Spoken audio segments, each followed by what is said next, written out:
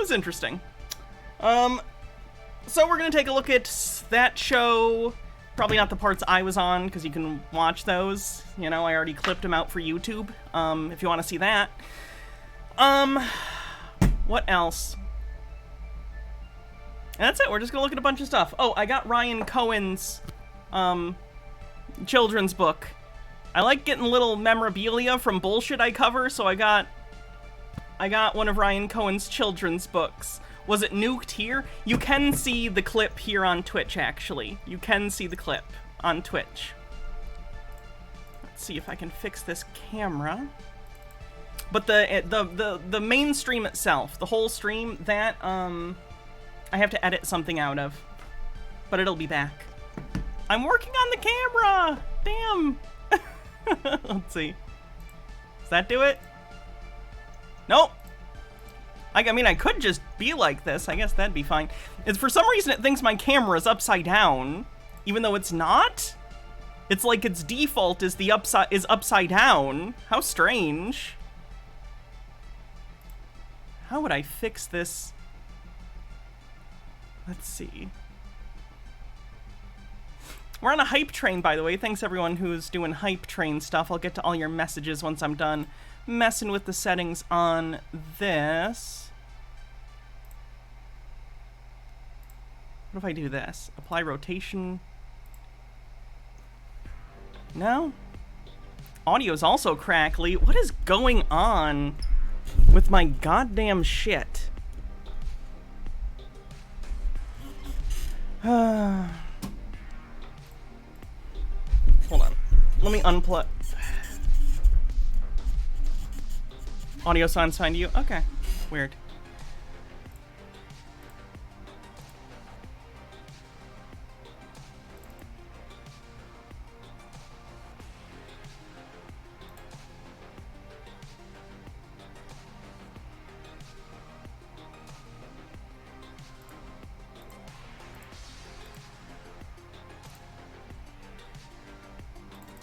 Let's see.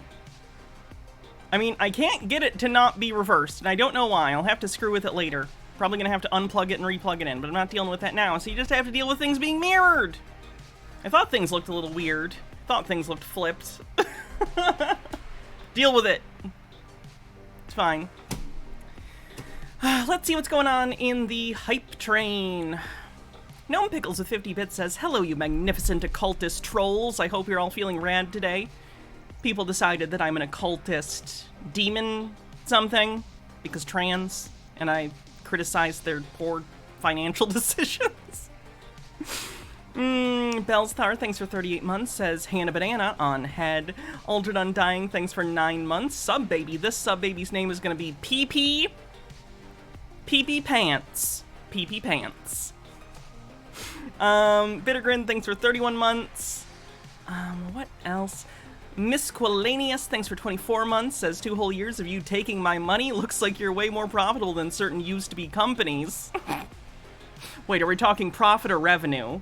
Because apparently some people are unfamiliar with the difference. Gnome Pickles says, "Just as a counterpoint to some BS I've seen, people here are valid as heck, and I'll always stand people being their honest and best self." Thank you. How am I going to show the book? You can see the pictures. I'm gonna read the words to you guys. Xenon Exemer, thanks for 33 months. When are you gonna get your demon powers? 5 years in. There's also a 50-50 chance you either become a demon or a cat, so.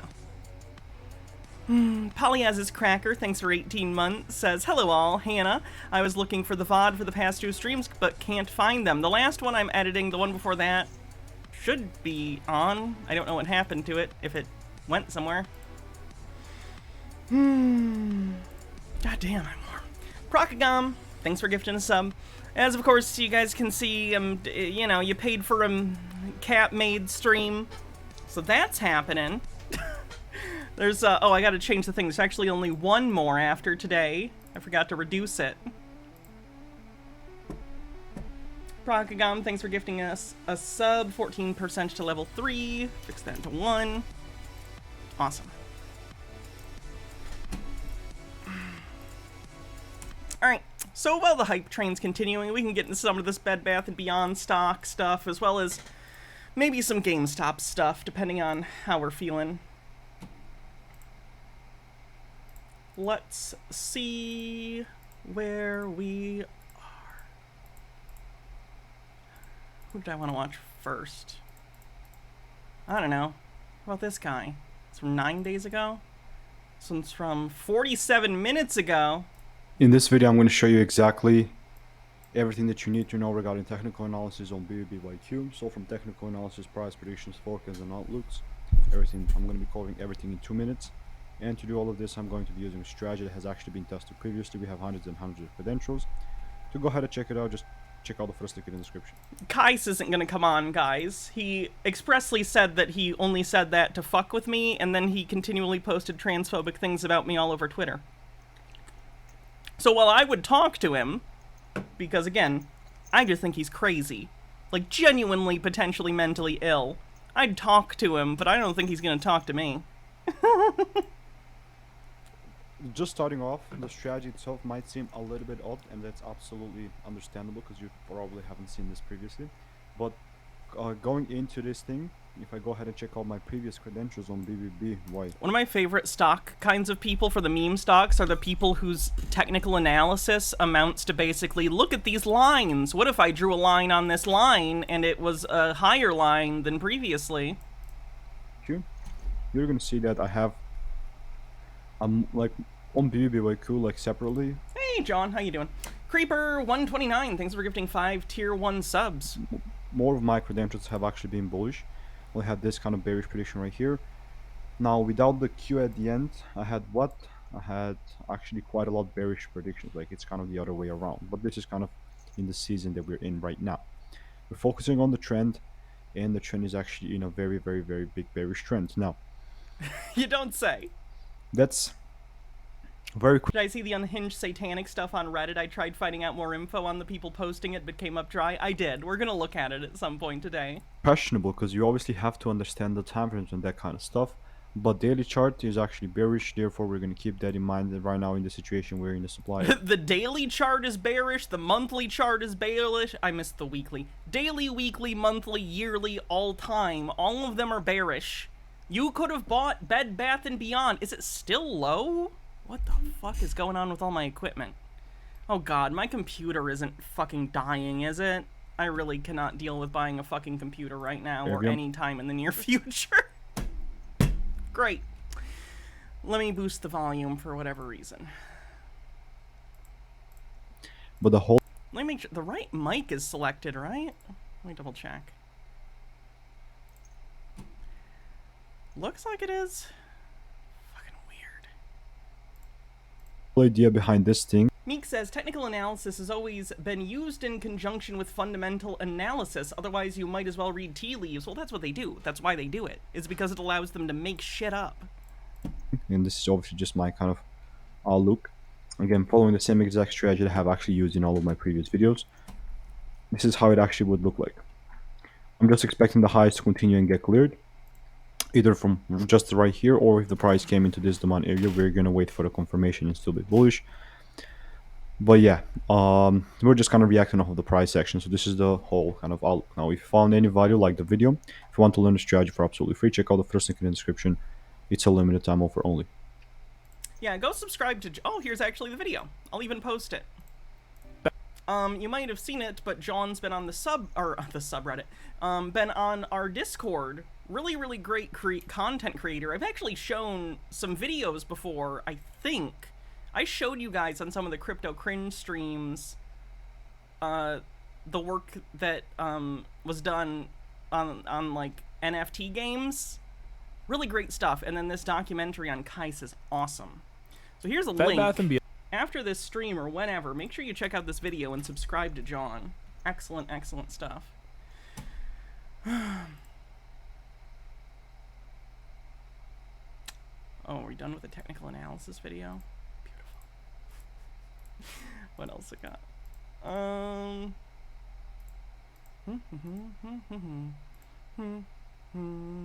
Alrighty, guys, so we're about an hour and 45 minutes into the session right now, and the markets really aren't Folding Ideas next vid is about meme stock cults. I know. And I've messaged him with some stuff. I messaged him only in the past couple days with some of the stuff that I found and the reactions to me that I sent in case he's interested in any of it. I imagine he's got plenty of shit to deal with anyway and is in the editing process or whatever, but I still sent him just in case. Though I hope I don't bother him. I know how that can be as a content creator when people sometimes, like, I'm not saying anyone specific, you guys send me great stuff all the time, but just sometimes you get inundated.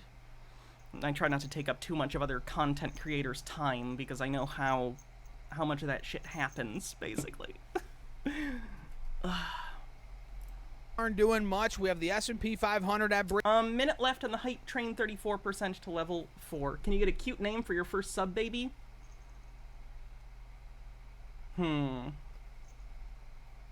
Tatiana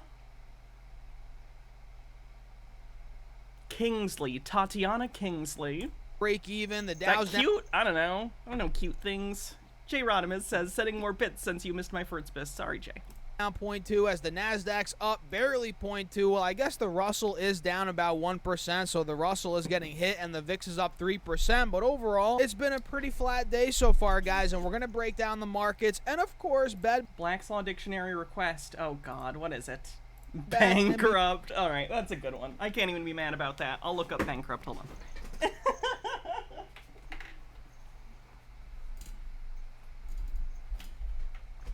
For those who missed it, we not only have the pocket edition of Black's Law Dictionary, we also now have the, what is this, just the abridged? This is the abridged edition.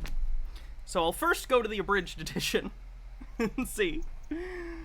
beyond stock in this video, which is actually creeping up right now. We're going to break down the charts, do an update there, my thoughts, all that good stuff. But before we do that, guys, don't forget to take advantage of the best promo right now for Moomoo, the sponsor of today's Definitely not a scam. video. Use that link down below, open up your account, fund it with at least $100. You get 5 stocks right off the bat, each up to $2,000. And guys, fund your account at least $1,000. You get 10 more stocks, totaling 15 stocks, each up to $2,000. And Definitely not trying to target gambling addicts by placing ads on meme stock videos. listen to this, guys. On top of those 15 stocks, if you fund your account at least $5,000, you also get a free share of either Tesla stock or Google, guaranteed, which, guys, that's limited time. Link down below. And of course, I'd rather set myself on fire than have Tesla stock in my name. Jay Ronimus with the link says, Mortal Kombat trailer that dropped today so we can watch it later if you'd like. I know you like going through trailers on stream sometimes. I watched this earlier. I'm glad Rain is in the game. I like Rain. Rain is the name of a character. For the record, if you don't know things about if anyone doesn't know things about Mortal Kombat, I don't just mean the weather event, Rain. that's an affiliate link. It helps out the channel. I appreciate you guys as always, and it's free money. Who doesn't like free money? And with that being said, cheers. There's no such thing as free money. That's not how anything works. It's an advertising expense. They think you'll give them more money than they're giving you. Let's dive right into the video. So like I said, we're about an hour 45 minutes in, which means it's about what, 11:15? Yeah, almost 11:20 now. Bankrupt. The state or condition of a person, individual, partnership, corporation, municipality, who is unable to pay its debts as they are or become due. The condition of one whose circumstances are such that he is entitled to take the benefit of the federal bankruptcy laws. The term includes a person against whom an involuntary petition has been filed, or who has filled a voluntary petition, who has been adjudged a bankrupt.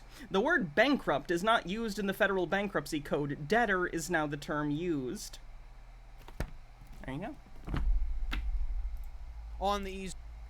It's funny to me, I don't know how many people are familiar with this, but some of the meme stock people, the Bed Bath & Beyond ones in particular, they'll be like, you just keep saying the company's bankrupt. They're not bankrupt. They filed for bankruptcy protection.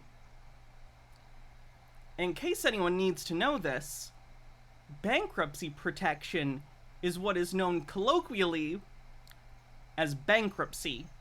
There is not a distinction between bankruptcy protection and bankruptcy. One's just shorter than the other and used colloquially. For the record, Bed Bath & Beyond is absolutely in Chapter 11 bankruptcy. Oh. East Coast. So we're only in the beginning of the day right now, and again, I see Elon's mad at Zuckerberg for his Threads app. He just sent Meta's legal team a letter threatening to sue, claiming they're using Twitter's code to build it.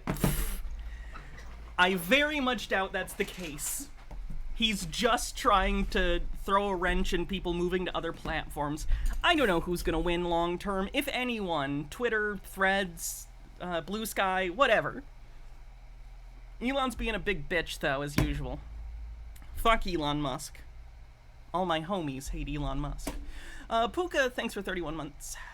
and the markets aren't doing much of anything except for the Russell, which is down over 1% right now. Let me actually pull that chart up and show you guys what's going on. Clearly, we're getting rejected at 1,900 points on the Russell, which if I clear the drawing set and just draw out a basic line, guys, you can see 1,900 has been resistance for quite some time, except for when we ended up breaking at 2,000. That was for about a week and a half, or actually a month rather, month and a half. Other than that breakout we had back in February, which lasted until the beginning of March. They tried to argue that all the employees that were fired from Twitter went to Meta and are building the app. Well, then it wouldn't be Twitter's code then. It would be code written by former Twitter employees, but I don't think they're line for line recreating the exact code. We got rejected. They probably fill very similar functions, but I do not think it is the exact same code. There many times over the past couple of months, back in November, back in December, back recently just about 3 weeks ago in the middle of June, and now we're getting rejected again, down over 1%, down 20. Musk is also accusing them of breaking a non-compete. If I was Meta, and I had the money of Zuckerberg, I'd probably just pay whatever fees are involved with that non-compete. Just keep them anyway. Points on the day so far, and it looks like where are we? 1876 on the Russell. So it looks like again we're getting rejected at 1,900 points, and it looks like the Dow is struggling a little bit, which honestly, guys, I'm not surprised about. It looks like it's struggling to break above 34.6, 34.800, right around there, which you guys can see we've struggled there all year, and that was actually stemming back from the end of November, which means Monday. Yeah, Monday. Okay.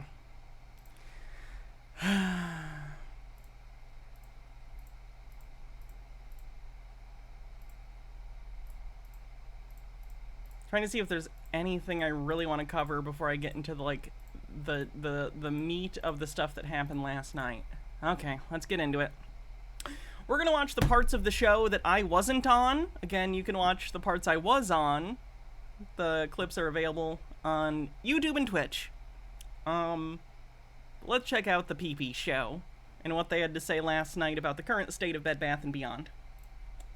The company formerly known as Bed Bath & Beyond as of September.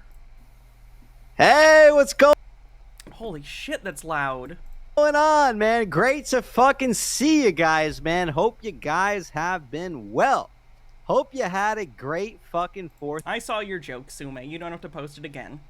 of July, man. The whole video from yesterday is going to be uploaded to YouTube. I have to edit some stuff. I've said it 10,000 times. I'm sorry. I shouldn't be frustrated. I know many people just come in.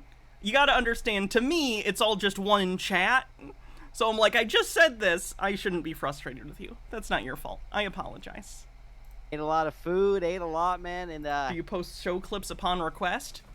Not as a rule, but do you have a specific request? had a good old fucking time. I like that he's got a astronaut suit on, because he's gonna go to the moon, guys. He's gonna go to the fucking moon. So hope you guys are well. Great to see you tonight. We got the baby. I'm not making fun of wearing a costume on stream, obviously, by the way. That would be pretty hypocritical of me. auction this The Mighty Azure, thanks for 6 months, says, happy year, baby. Love you, Han. Oh, thank you. week, man. It's gonna be very fucking exciting. Great to see everyone tonight. He officially banned me from the show, by the way. If no one saw that. As we go through the rest of the week and see what's going on. So keep in mind, man, I am not a financial expert, nor am I a financial advisor. Then what's the show for? Please seek the avenues to do so, man. If you plan to trade, you're not going to find it here. A lot of this is speculation. A lot of this is opinion. And a whole bunch of it, man, is entertainment, if you haven't guessed it already. As of right now, my chat doesn't seem to be working on the side, so I cannot see it, unfortunately, unless I go to another page. Yeah, it looks like the chat's working over there, but my shit is a For what meme? Heresy? Is that heresy? little I bit. don't understand. Overthought fucked up says they right now. may not have paper hands, but they're still fragile as fuck. And Avant Gardener says, I thought I saw the whole clip on here. He banned you? Little baby. And Dribbla, thanks for 12 months. Now. No fucking idea what's happening, but anyways, hope you guys are well. It's great to see everyone. So keep in mind, man, any guests that come onto the show, anyone who shares TA, anyone who shares opinions, speculation, things like that, keep in mind, man, that nobody here is a professional. The things he says at the beginning of this stream are so ironic, considering everything that happened during and after. You know, we like just getting together. We like TA stands for technical analysis. He's being very generous, calling what they do technical analysis. having a good time, and you know, that's all that fucking matters, man. You know, primarily we talk about Bed Bath & Beyond. If it's your first time here, make some friends in the chat as we run the fucking show, man. All right, just making sure everything's good. So welcome to the fucking show. Let's go ahead and start the show. We do have ABC backstage, man. So give me one moment here. Chat, please give a warm welcome to ABC, man. What's he gonna do? Yeah, he always does the obnoxious openings. Everyone's gotta have their own little fucking intros. What's going on, man? It's great to see ya. Hey, brother, how are you? Great, man. It looks like our chat is working again. I have no fucking idea what happened. I think there was a guy who made... I think ABC might have been the guy who was maddest at me. Even the guy who was, like, yelling at me. I don't know if he was quite as mad. He just seems to have a different kind of personality. But ABC makes it clear, not only in this video, but in previous videos, that Bed Bath & Beyond is, like, the only stock he's ever bought. Meaning, objectively, I have more experience in the stock market than him, and I have barely dabbled. I have at minimum owned multiple stocks in my life and bought and sold. I made a profit on most of them. Not a big profit. I don't really day trade, because I think it's gambling, because it is gambling, and I don't like doing that. If you're gonna invest, maybe think about a mutual fund or something. Otherwise, you're gonna end up like this. Like this. Sorry. Forgot I mirrored. Made a comment up there. He said he puts pee-pee seeds or something. He puts seeds in his wife's ass. What's the 1.6 billion in nulls they're discussing? Basically, nulls are like losses that the company has on the books that can be used against taxes of profits if a company were to buy the company and take on those nulls. But the problem is, first of all, the IRS keeps you from buying a company only for the nulls. So if you were to buy the nulls, you would have to buy the entire company, or at least more than just the nulls, and that's going to come with a sizable amount of debt. They're going to claim in this stream that, oh, the debt's going to be wiped out, it's going to be gone. It's not. It's not. Currently, Bed Bath & Beyond's assets do not meet the debt that they owe. Like, period. It's just not happening. And it's so frustrating, because when you listen to this stream, which I listen to their show all the time, they didn't seem to believe me when I said that. But I do. I listen to it pretty much every time they do a live stream. I'll either listen to it live or listen to it the next day or whatever. The thing they seem to have an issue with is that I didn't remember their very specific interpretations of dockets. The problem is we're playing very different games here, right? They still think they are in... How do I put this? They still think they're playing a game. They still think they're playing a stock. They think there's a chance. They think there's something. But there's not. So they keep trying to find these little, like, things in the dockets that they can interpret to be beneficial to them, but in reality, the game is over. The game is done. You are done. You do not get anything. The thing is going to zero. But if you try and explain that to them or talk about why that is, they refuse, because that's devastating. Hydrate. And I showed it on screen. I think it I don't know if that had something to do with the chat. Maybe it's disabled for a second. Thank God we're back. We're all good.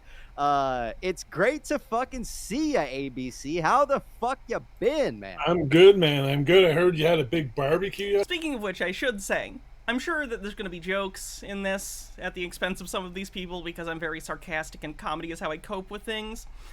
But to be clear, I do actually feel bad for a lot of these people. Maybe not so much PP because he's profiting from streams like this at the expense of his audience by giving them false hope. So kind of fuck him. But a lot of these people who are tied up in this are desperate or ignorant. Some of them are just assholes. Don't get me wrong. But still, I don't like to see anyone go through financial hardship, and it makes me very sad to know that these people, due to basically creating an echo chamber for themselves, are putting themselves potentially into a precarious financial situation. Yesterday? Yeah, steaks and sausage and chicken and all sorts of fucking shit, man. Right on. Did you see that GameStop tweet about the barbecue? And... I did. I thought it was very unusual. We have the barbecue stocked. Very fucking bizarre, man. You know. GameStop. I'll show the tweet. Let me go to Twitter. Let me take this off the screen for a sec while I do something.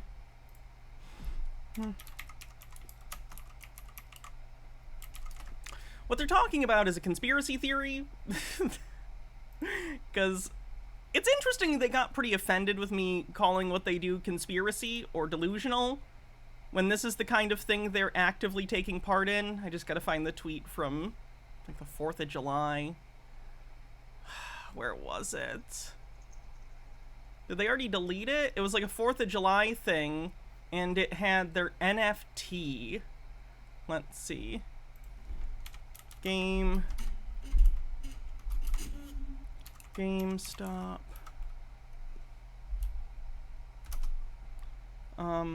Barbecue. Where is... Did they already delete it because apes were being weird about it? Oh my god. Give me 1 second to find a mirror of it or something. Oh my god, I'm upside down. I'll enjoy me upside down, I guess.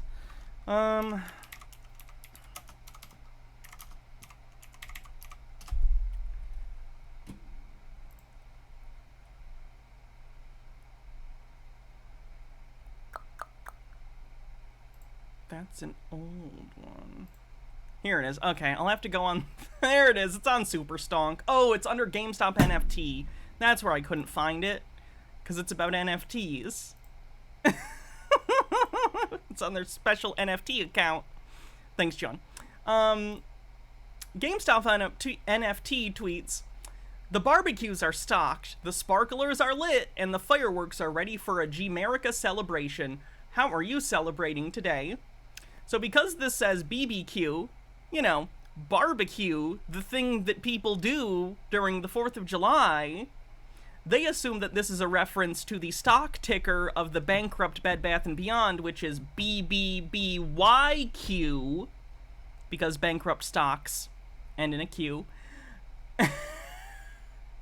And they think because it says the barbecues are stocked, they're talking about the stock of Bed Bath & Beyond, and G-Merica, which is in reality the name of this particular line of NFTs in GameStop's failed NFT marketplace.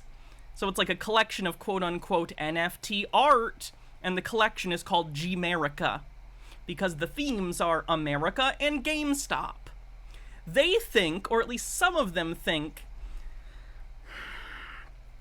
that G-Merica isn't just this collection of NFTs, but it is secretly going to be the name of the company when GameStop and Bed Bath & Beyond merge and become an Amazon competitor. Did that make any sense to you? I hope not, because it's nonsense, because GameStop and Bed Bath & Beyond aren't profitable separately. I don't know why you think they'd be profitable together and compete with Amazon. Kippy says the level of mental pretzels and stretching, Matt Pat would be proud. Again, so bear this in mind when they get mad that I call them conspiracy theorists. I get it. I'm blunt. I'm blunter than I probably should be. But I'm not wrong. I'm not wrong. It's like the dude said, okay? I'm not wrong, I'm just an asshole. I'm Walter in this scenario. It's usually like, we got the barbecue going, whatever. It was propane tanks filled, but to yeah. stock a tank, I don't know. It was interesting, nonetheless. But again, we've been following this GME tinfoil for a long fucking time. I do think that GME and everything is interconnected in this. Actually, what was it, about a month ago when Matt Furlong was let go? I think it was about a month ago.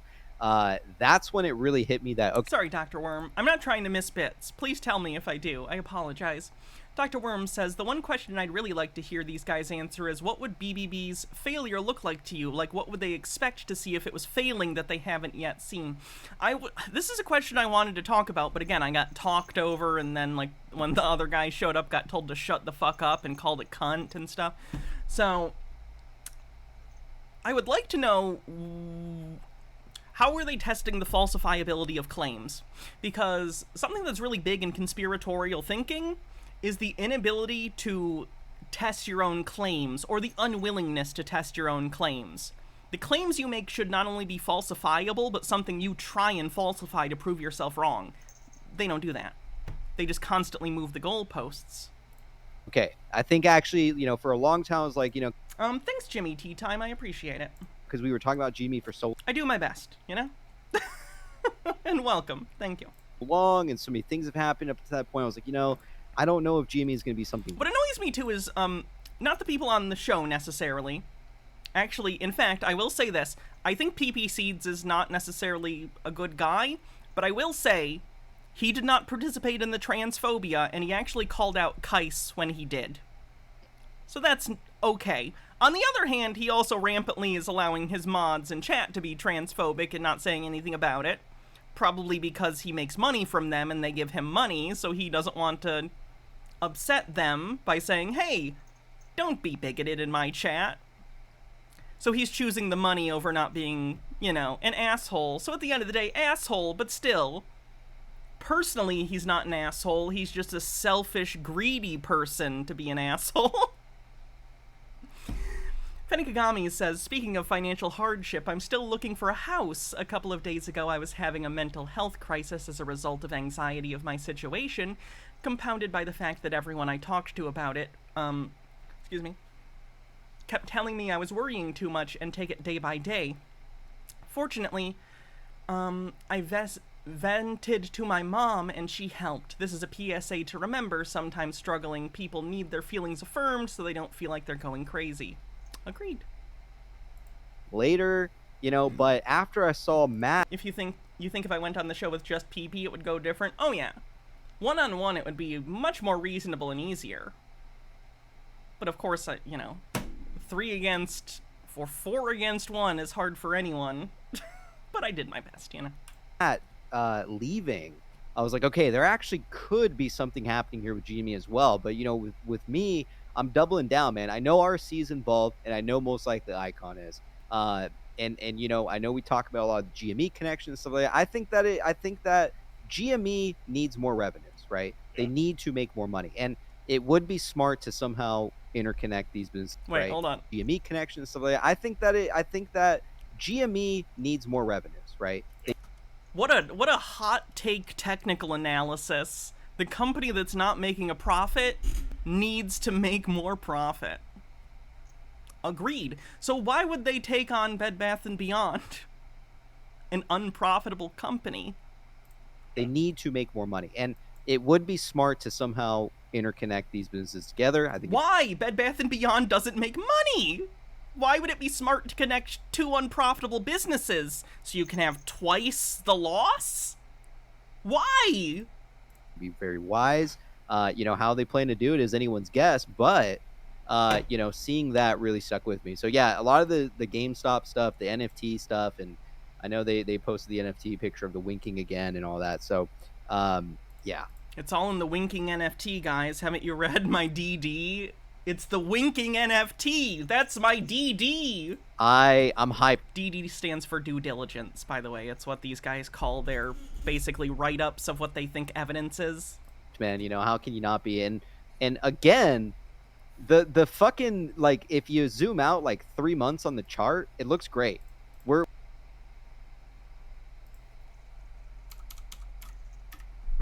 Let's look at BBBYQ. 3 months. Gotta get a custom. Can I do a custom range on this? Because I'd like to get it to 3 months to show that that is objectively untrue. Let's see. 3 months! Did it do? Did it do it? There it is. Okay, so 3 months ago it was at 29 cents, and today it's at 31 cents.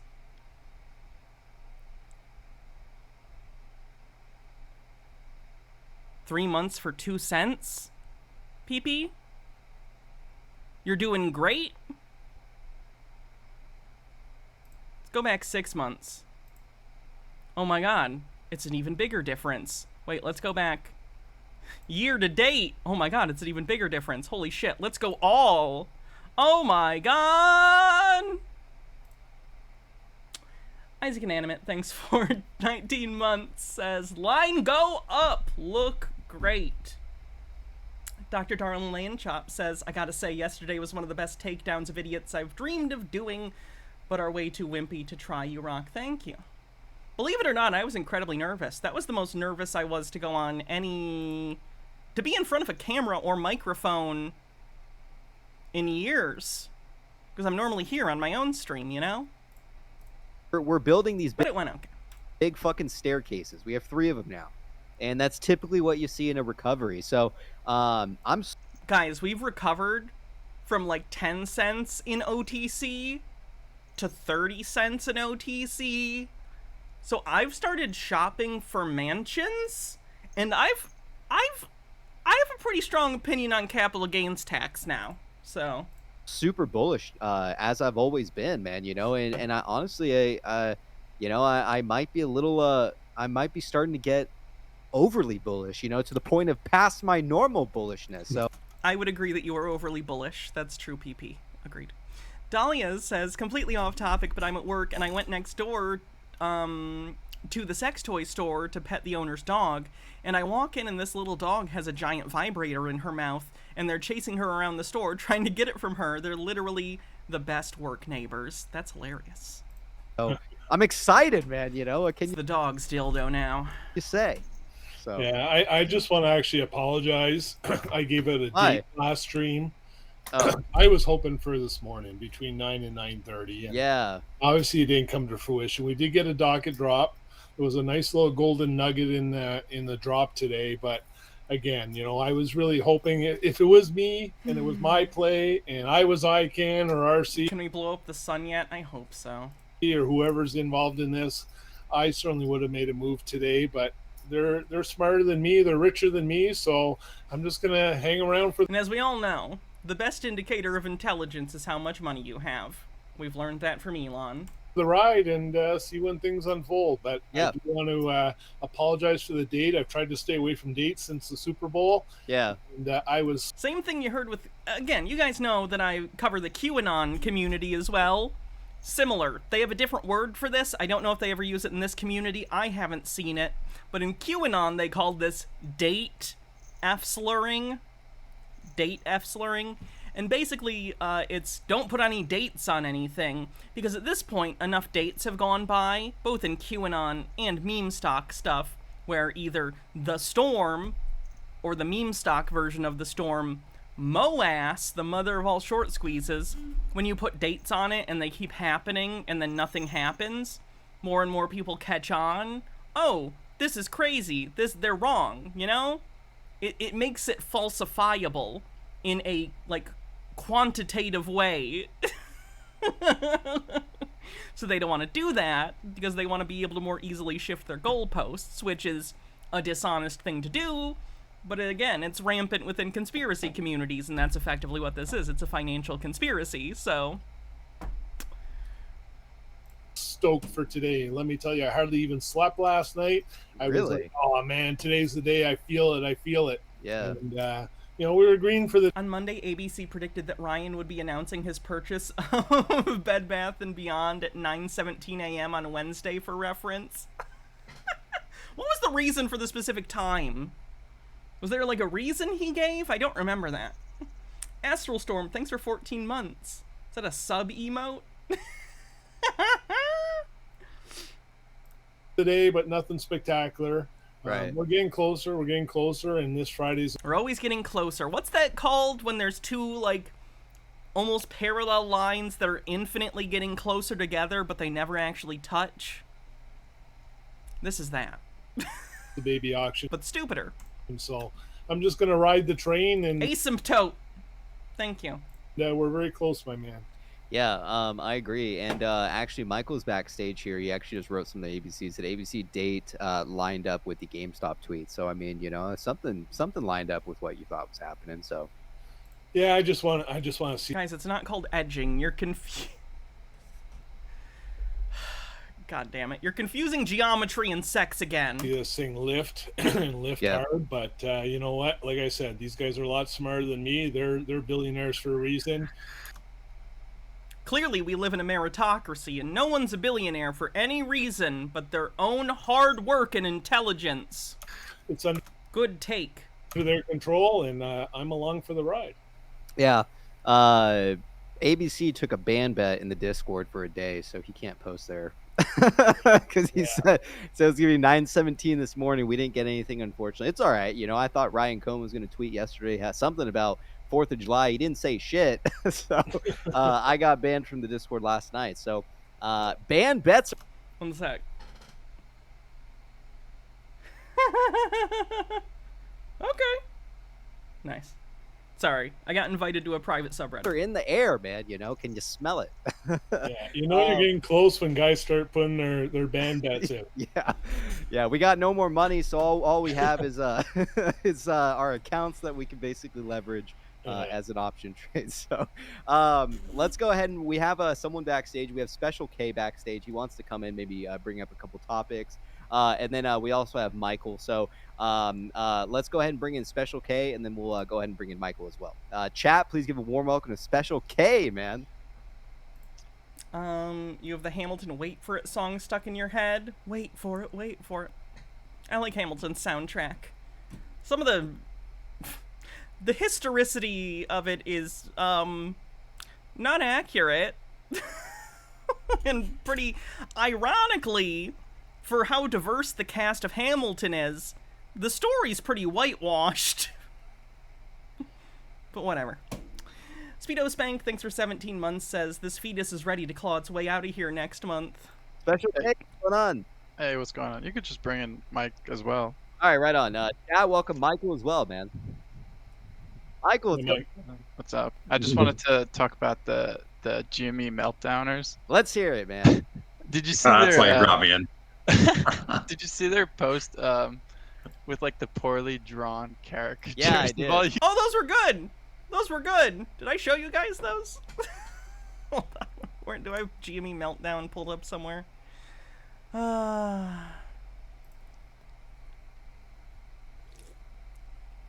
Where is the subreddit? I think it's pinned, I'm not sure. Oh, maybe it's not pinned anymore. Anyway, someone did some funny drawings that are like caricatures of the people from the PP show. There they are.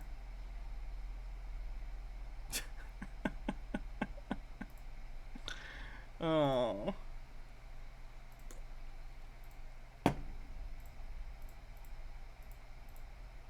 You got Did I see negative 48 Michael Protzman died? I didn't. I'll have to check in on that cult. I haven't lately. There are a lot of shit talkers there over there, man, but they never show up on the show. That's the thing, Oh. sometimes 700 people watching, at least 50 of them are at least GME Meltdown, right? There's some of them who watch the show daily, man, religiously. I mean, No, it's that fucking guy nuts. who drew that, he had to have watched the show. Yeah. It's pretty funny. I mean, it is like meant to be offensive, but the pictures are fucking hilarious. Yeah, Like, huge fucking trolls, man. You know. I was dying. I think half of them are like in the play. They're just like being ironic. Yeah, you think so? You think that they're ironically making fun of you? If that helps you, that's fine. Believe that. Okay. I don't know, or it's all just paid shills, or It's all paid shills. Everyone who disagrees with my DD are paid shills. whatever. But Yeah. I don't understand their. I know I saw someone say that they thought my entire audience was fake. I think it was the same person who thinks I'm like a demonic entity or something. They said all of you are fake. Just so you know. They might be watching now, actually. So I guess say something to show you're not fake.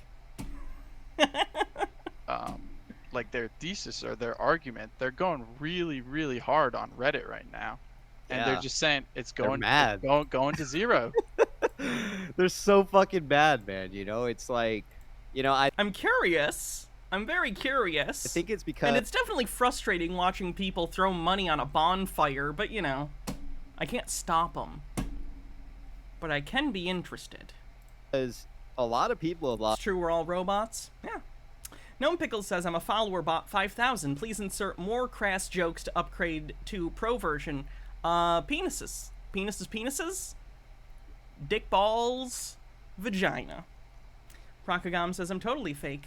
Lost money in the play, like that's for sure, right? A lot of people are down money. You know, some people are in, 10 cents. You know, not the majority of people are down money, and I think that with them, they really want to cut you down, man. You know, like the saying when you kick someone when they're down already. I think that's kind of the key, and I think they hate when we get on the show and we're down so much money, but we're having a good old time and we're talking through dockets and I think people are more just bewildered. Again, it's the same reason I have an audience. People find delusion interesting. People are interested in seeing people... I don't even know how to... People are interested in seeing people be crazy. And I don't necessarily mean that in a pejorative way. I'm just saying people are interested in seeing people with very out there worldviews relative to their own. Look at something like TLC, right? A channel whose entire thing is basically, look at this weird person, right? DD and things like that. So honestly, man, to me it's just yeah, I guess it's kind of in a form of like entertaining. They talk shit about the show and all that, but at the end of the day, they're fucking miserable, man. They're We're gonna having a great FOMO time. also. Yeah, I'm very miserable, for sure. exactly. Like they're watching just as much as we are. They're gonna get in at $1, $2. Like We're gonna FOMO. Guys,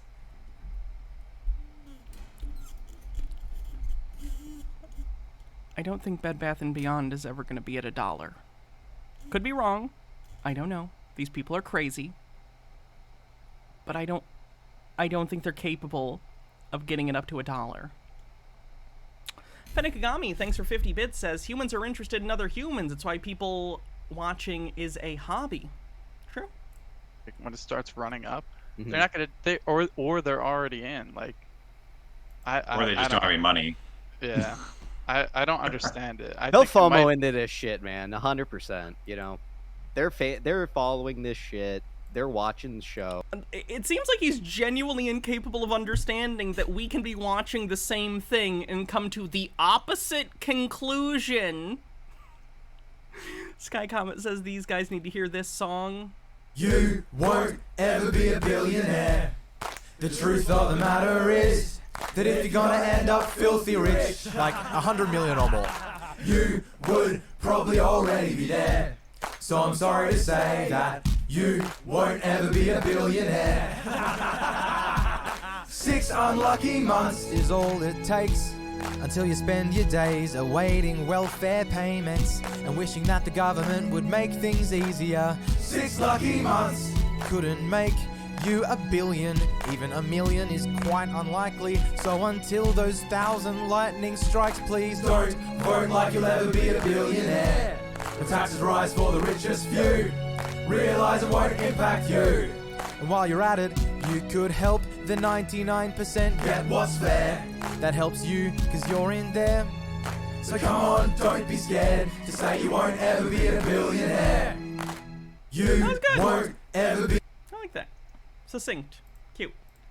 Oh, they're aware what's going on. They think that it's a zero chance of Ryan Cohen coming in doing something with the company. His Correct. name is listed as a creditor.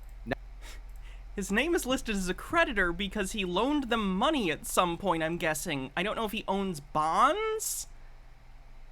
But him being listed as a creditor doesn't mean he's gonna buy it. It means they owe him money. And I would imagine Ryan Cohen is smart enough to make sure that that deal makes him a secured creditor, unlike you, who's a bag holder. Not only his name, it's his first and last name and his company. I mean, there's His first and last name, guys. too many things. Like, we're not... He probably does...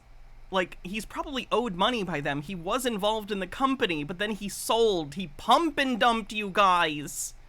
You're the marks. He dumped bags on you. He doesn't care about you. He used you. Going on, especially with IEP. Like, IEP, like, come the fuck on, man. It hasn't fallen that hard in 15 fucking years, man, all right? God damn it. Fuck. I'm just so goddamn fucking hyped, man, you know? Buying fucking IEP, buying goddamn fucking GME, buying fucking Bed Bath & Beyond. I'm ready to fucking make some goddamn money. Fuck those. You know what's frustrating? Even after we're done with this, which, to be clear, is gonna take forever, because there are still people who own Sears stock that think it's coming back and they're gonna make a bunch of money. Even after this is done, even after Bed Bath & Beyond is liquidated and there's no more stores and Bye Bye Baby's been sold, most of these people will probably go away. Many of them won't, but even beyond that, GameStop and AMC are still things. So we're gonna have to go through this again when it gets closer to whenever GameStop and AMC go bankrupt.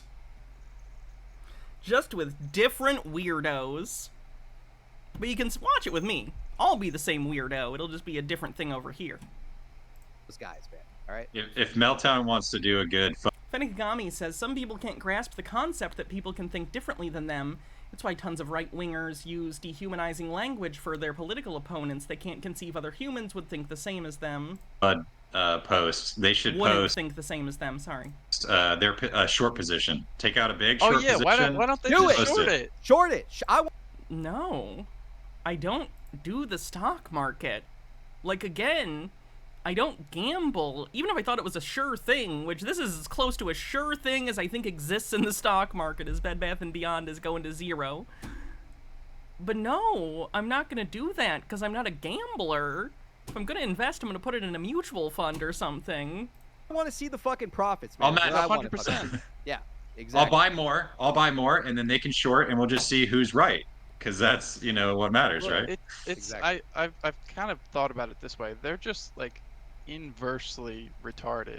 Like, just as much as we are for like being in this play, they're on the opposite side, and they think that they're so much smarter than we are. I also find it interesting, for those who don't know, they use the R slur a lot to refer to themselves. They're basically lampshading the fact that what they're doing is stupid.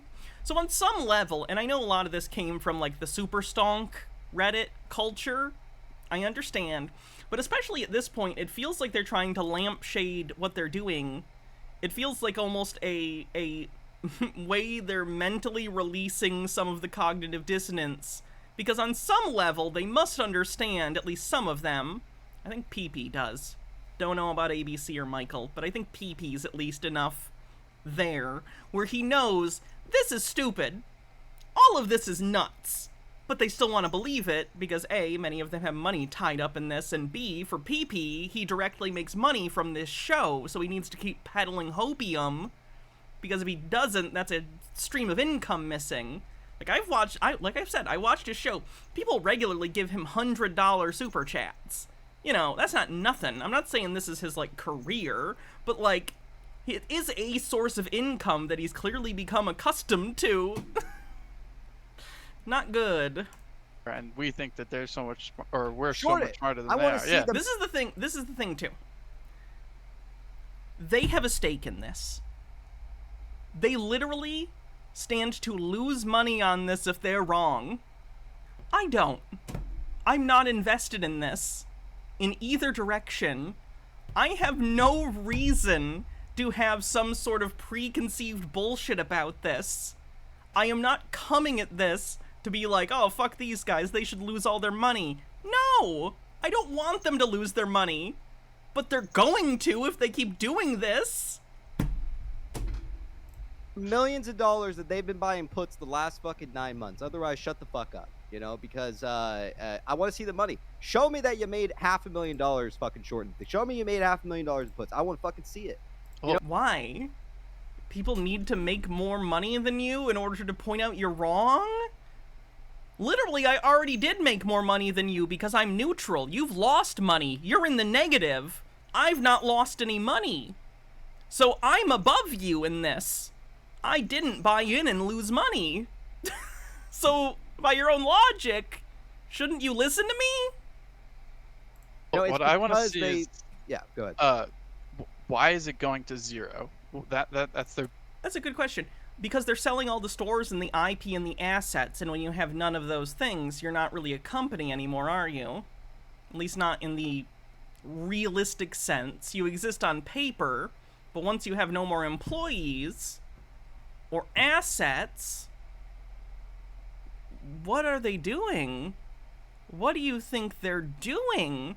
And if you say, oh, it's for the Knolls, okay, well, if another company came in and bought whatever exists left for the Knolls, you don't get anything? You don't get anything. You wouldn't get anything because BBBYQ would be done. All of it would be sold. You don't get money if another company buys the assets of Bed Bath & Beyond. The biggest argument is it's worthless. It's going to zero. Why are they shorting it? Well, what This is above and beyond beating a dead horse. Me or them? Are you a fan of theirs? Because I'd love if you are, please. makes it go to zero? Just I don't know that. Is it just chapter 7? Oh, them? Okay. Well, welcome. Hi, how you doing? Is that It's what- liquidation. Yeah, that's what makes it go to zero. But and here, it seems like we're not going that way. Like right. They it's don't a- have it enough just gets- shares Thanks to for the short follow, by the way, Beyond Shambles. Welcome. with. Yeah, and again, if the stock is worthless, if it is liquidation, you tell me. All right, I'll bring a fucking meltdown here. I want to fucking hear it. You tell me why there's 100 fucking million shorts still open on the company. Then tell me. I don't know if that's true, because again, their ability to read is not the best. But if that's the case, that would be because they assume that it's going to go lower. If someone still owns a short position in Bed Bath & Beyond that they haven't closed, then that means that they assume it's going to go lower, like to zero, for instance. And in that case, they wouldn't have to pay anyone back because the stock doesn't really exist anymore, basically. It's just how shorting works. Why are there still shorts open? Because they think it's gonna go lower. Kind of definitionally, right? Me. I want to fucking know why.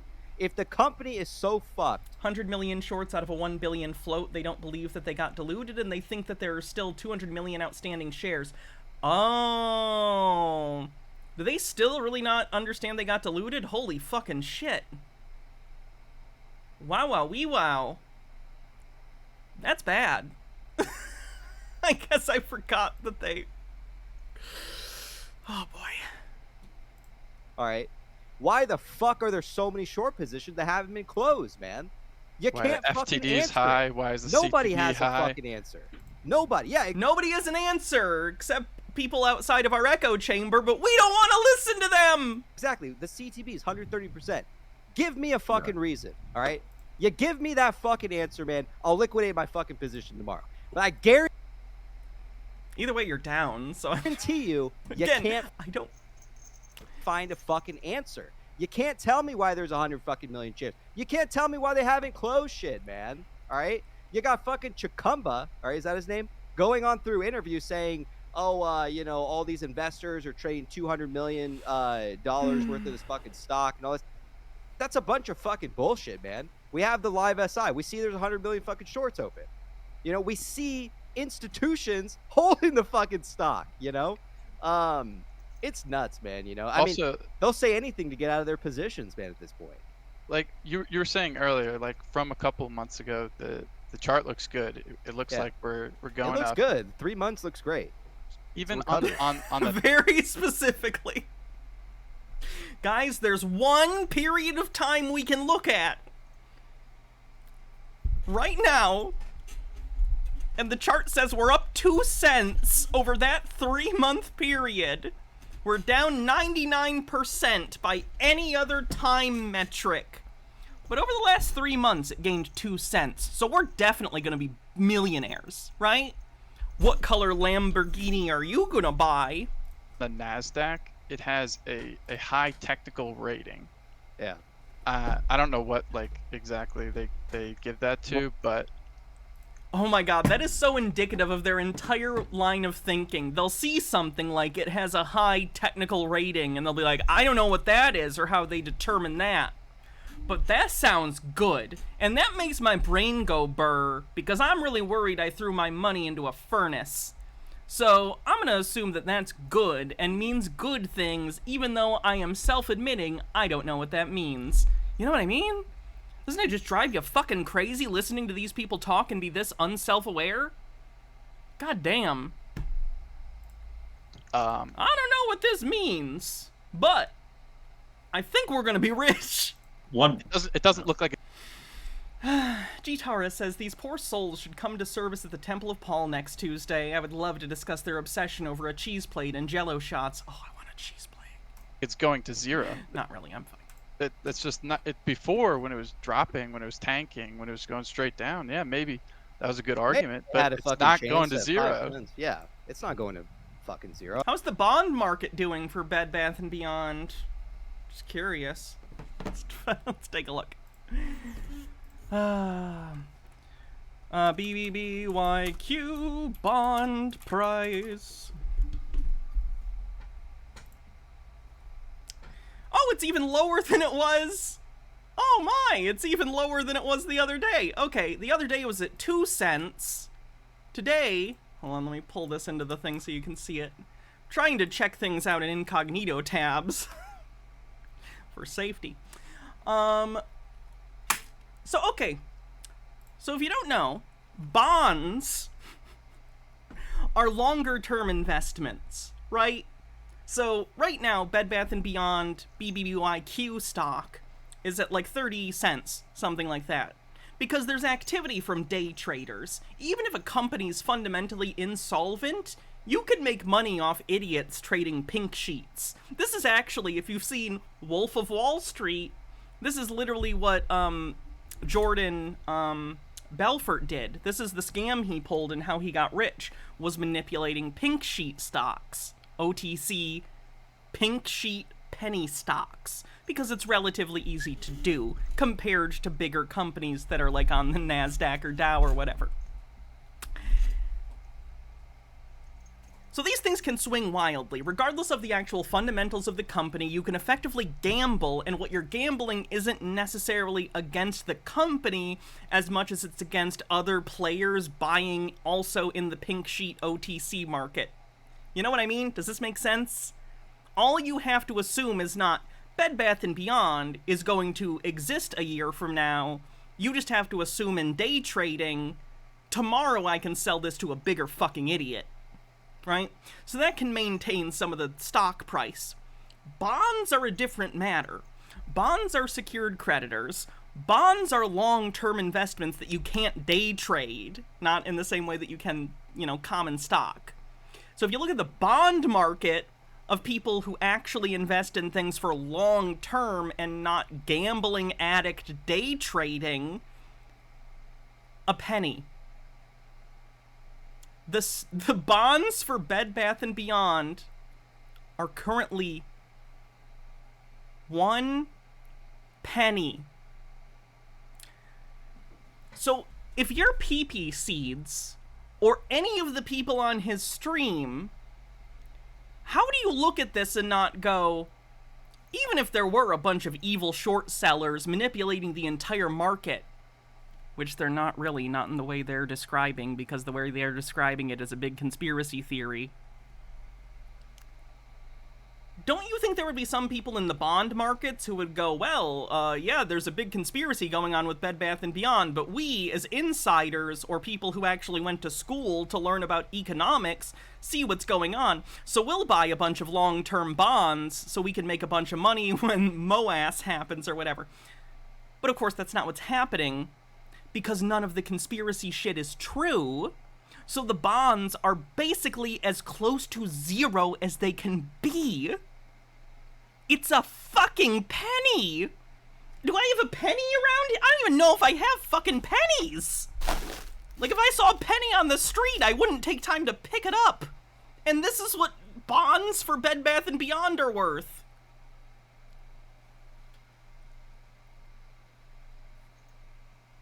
Okay. Back to the video. Not even close. I mean, sense, yeah. How can it Like, go if to the- zero? We if the put cost too of many borrow- shares. Chapter We hold too 7 many how it shares. gets there. if the cost to borrow is going up, Dr. Gamble says it's like these guys don't realize they have Charles Ponzi's money clip in their hand. Nice. Warehouse 13 reference. Elminato says, have some pennies. Thank you. Wow. The amount of bits you gave me could buy 100 bonds in Bed Bath & Beyond. Holy shit, guys. God damn, I'm gonna be rich. I outlived Blockbuster, I outlived Sears, I outlived Toys R Us where I fucking worked, and I'll outlive Bed Bath & Beyond, you fuckers.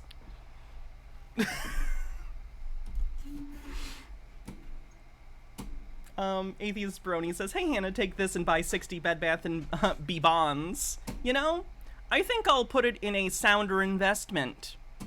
Like a Nigerian prince scam. That's a little mean. I'm being a little mean now. I mean, you know, they're putting more borrow. That's the thing. Guys, you know me enough to, I would hope, know that I'm a pretty empathetic person. I really do feel bad for these people. Even though they've insulted me, and many of their audience have been transphobic and shitty, I feel bad for these people. I don't want them to get hurt. And it's also frustrating watching people run headfirst into an oncoming train and going, I'm gonna be rich. Like, at some point, don't you go, yeah, fucking run at the train, you idiot. Like, you get so frustrated. Oh. Borrowed shares out there, and then today there was, or today and yesterday. Like, literally, this is kind of funny. You guys know I'm a collector. I collect movies. I love movies. How many Bed Bath & Beyond shares do you think I could buy with this collection? This genuinely has been a sounder quote-unquote investment than anything these people have ever done. At least ABC. I mean, it counts for just today because it's a holiday. There was another million shares worth of FTDs that were added. So you have at least 2 million added in one day of extra shares, and yet we went up in price. That's pretty impressive, to be honest. And like I mean, low volume too. Yeah. Yeah. So, you know, the next time I hear a motherfucker, all right, who wants to talk shit or this and that, I want to see your fucking put position, because no retail, okay, is shorting it or is trying to buy puts 30 cents or 30 fucking cents. There's no fucking money to be made, man. All right. So unless you're shorted, Unless you had enough money to buy a bunch of volume to make up for the low price. from $10 to now, I want to see your profits. If not, you got fucking nothing, man. You're just shit talkers. So, Special K, anything else you want to add, man? No, that's anything about you've it. seen or just fuck the meltdowners. Right? Yeah, John says FTDs are not cumulative. They do not carry over from day to day. This is a fundamental misunderstanding they constantly have. Do you want to expand on that? Because you definitely know something I don't know in regard to that, and I love the information. they're not going Good. to come on. They're not going to show their face. Ah, They're they not- just type. This is really ironic considering the fact that I go on later. not going to happen. It's Well, like 4 guys in one fucking sub, man, you know? I think so. um, And bots and Everyone that disagrees with me is bots. Yeah, exactly. yeah. Fuck Well, 'em. excellent. You heard it from Special K, man. Appreciate you coming on the show. All right, take care, boys. All right, take care. Cheers. BZ says PP on fire. I'm just sick of it, man. You know, and it's like the meltdowners don't really bug me, you know, because I just you know, a lot of the stuff I sometimes read there, it's very, you can just tell, you know, it's just fucking trolls and stuff like that. But honestly, man, it's just put your fucking money where your mouth is, right? I'm down money. All right, I'm doing the fucking show. We're having a good ass time. I mean, you're doing the show in part to probably make up for the fact that you're down money. People pay you money to give them hopium on this show, so that's why you're doing it. So, you know, the only thing that it leads me to believe is that these guys bought in at the top. They got fucking screwed, and they direct all their hate to people. The only reason anyone would hate them, or not even hate them, the only reason anyone would disagree with them is because they're bigger bag holders than you, is a really, really weird take. Very strange. People who buy the stock. Is the stream mirrored today? Yeah, something's going on with my camera. I'm gonna fuck with it later. And that's kind of how it is, you know. They just hate it. So that's how I feel about it. But enough about Meltdown. Tell me, fellas, if there's anything that we've read today. We do have some DD to get into tonight as well. But tell me, man, is there anything in general that you guys maybe saw or wanted to discuss today before we kind of jump into the DD stuff? Mike? I mean, just like that, I made it to the meltdown. That was, they posted a clip of me, so I was like, so I don't know if it was Special K or someone like tagged me in it, and I was like, oh, interesting. But what they were saying was that I was all jumbled about the dates, and they're just like pushing out to another date, and it's like I was talking about the FTDs, and I did get a little bit jumbled because I was just putting it together right before the show. But I mean, there's still 4.7 million that are going to cover tomorrow.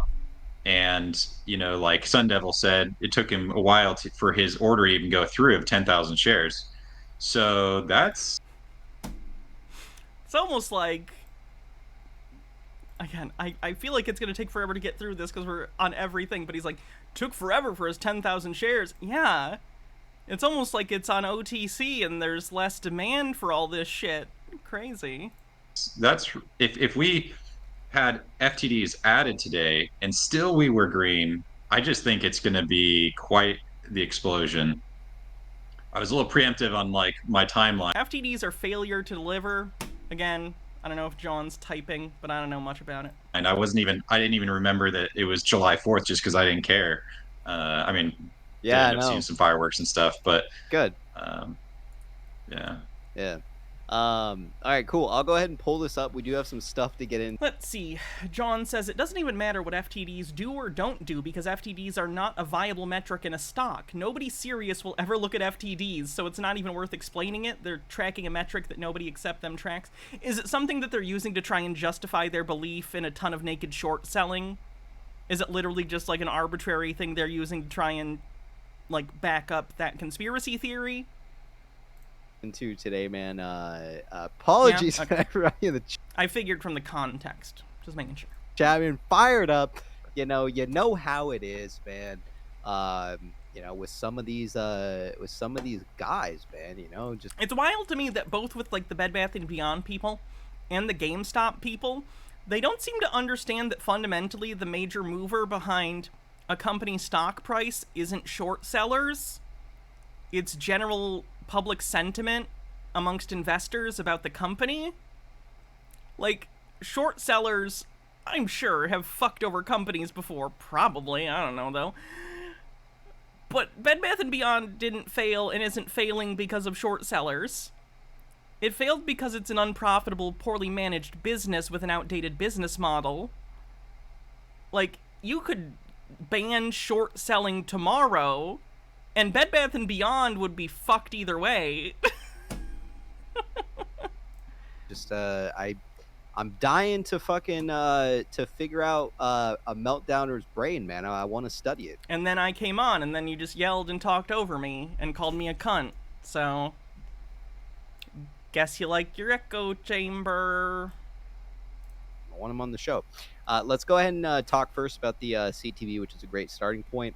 IBKR is saying CTB 100. By the way, some of the audience had the audacity to later be like, why did you come into our thing and like you barged into our stream and you know I was invited both through him saying he wants GME Meltdown people to come on, and literally yesterday on Twitter I had a conversation with PP where he told me to come on the show. I was invited!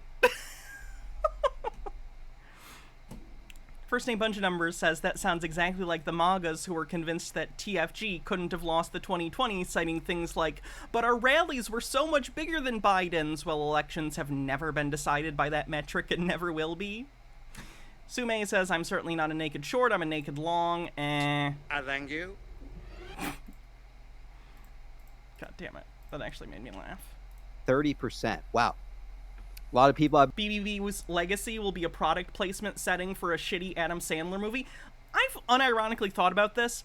For my age demographic, like, I've been to Bed Bath & Beyond, like, with my parents and stuff when I was younger. But the main thing I associate Bed Bath & Beyond with is A, stuff being super overpriced, and B, being in an Adam Sandler movie. Hydrate. I've been seeing in the Discord lately too. They're like, "Oh, PP man, you've been looking at AMC," or they're posting AMC shit. Honestly, man, you know, here's the deal.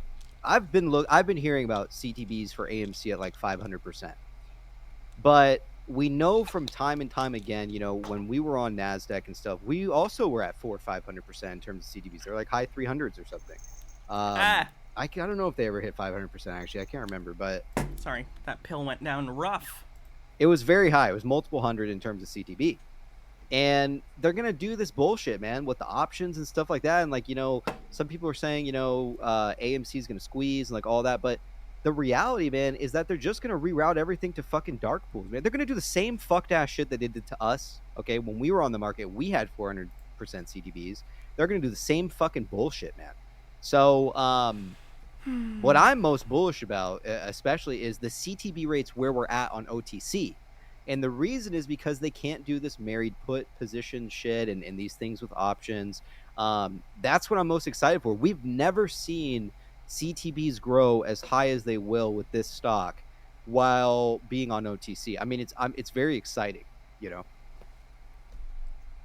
And the AMC, that was only today that it went up to 500, you know, which is like still cool. I'm happy for them. I mean, if I was holding a bunch, I mean, I bought like a couple $100 worth of calls just for kicks and giggles the other day for AMC. But for those people holding it, I think they're in for a little bit of a surge. I don't think it's gonna do anything compared to what Bed Bath is about to do.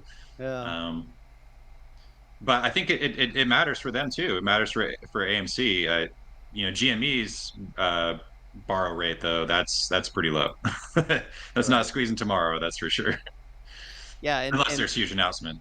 Right, and that's the issue, man. Is, you know, the options and the rerouting and stuff. You know, the CTBs were climbing, and we did get like a small run. You know, we had like a decent run when the CTBs were really high, but they fuck you in the end, man, and they reroute everything, and the volumes are again. It can't just be that you made a bad decision. You must have been intentionally fucked by someone.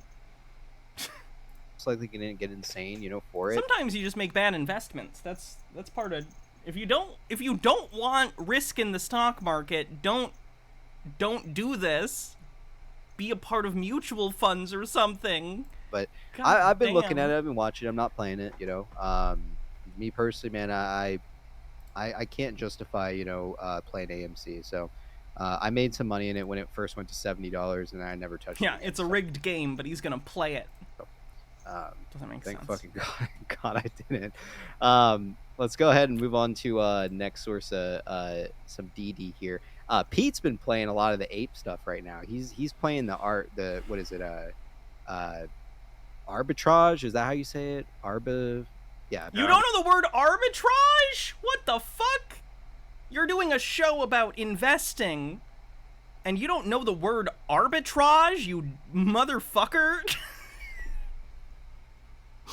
Literally the other day he was reading a thing and the word prejudiced came up and he didn't know the word prejudiced. God damn it. This is for them. Let's see what it is. You are coping and seething. You just can't accept what We made them the sad Wojak, so they lose. you're seeing. Yes, you're coping and seething. The truth it is scalding, and now you are molding and coping so hard. God damn, that guy's vascular. Arbitrage. Yeah, he's doing that right now with Ape, I believe. So yeah, that's what's Well, going also on. there, if you look at how many failures to deliver AMC has, it's not as many as Bed Bath. Like Bed Bath has like 3 times through 4 times as much. So that makes a difference. Like that means that it's just not the same amount, I guess. Yeah. But it is interesting, man. Like the CTP is going up, and also Fidelity too. I think it's at 39% now, 37 to 39. So that's pretty damn good, man. Fight says PP spill arbitrage. I don't want to. Let me pull up this up. Let's go ahead and pull this up here. All right, so this was Fun fact, Charles Ponzi's Ponzi scheme was based on arbitraging international stamps. Which of course didn't work, which is why it was a Ponzi scheme. I mean, it was a Ponzi scheme because he kept taking investors and paying off previous investors with new investors' money, but like, the reason he had to do that was because his initial plan to arbitrage these international stamps didn't work. was pretty interesting that I saw today as well. This was from a user, I think, on Twitter, Dirt Evader. I don't think you should... Can I just point this out? If you don't know what Charles Ponzi did or Bernie Madoff, you shouldn't be allowed to invest. Like, I think you should have to take a little test.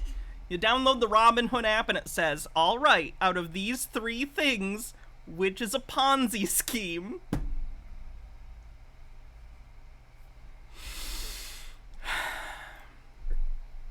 And what it says is What's this. the difference between a Ponzi scheme and a pyramid scheme? You have to write a little essay. This was about the Knowles, and I'll go ahead and read this here for everybody. People were still giving Ponzi money while he was in prison for running a Ponzi scheme? Oh, I know.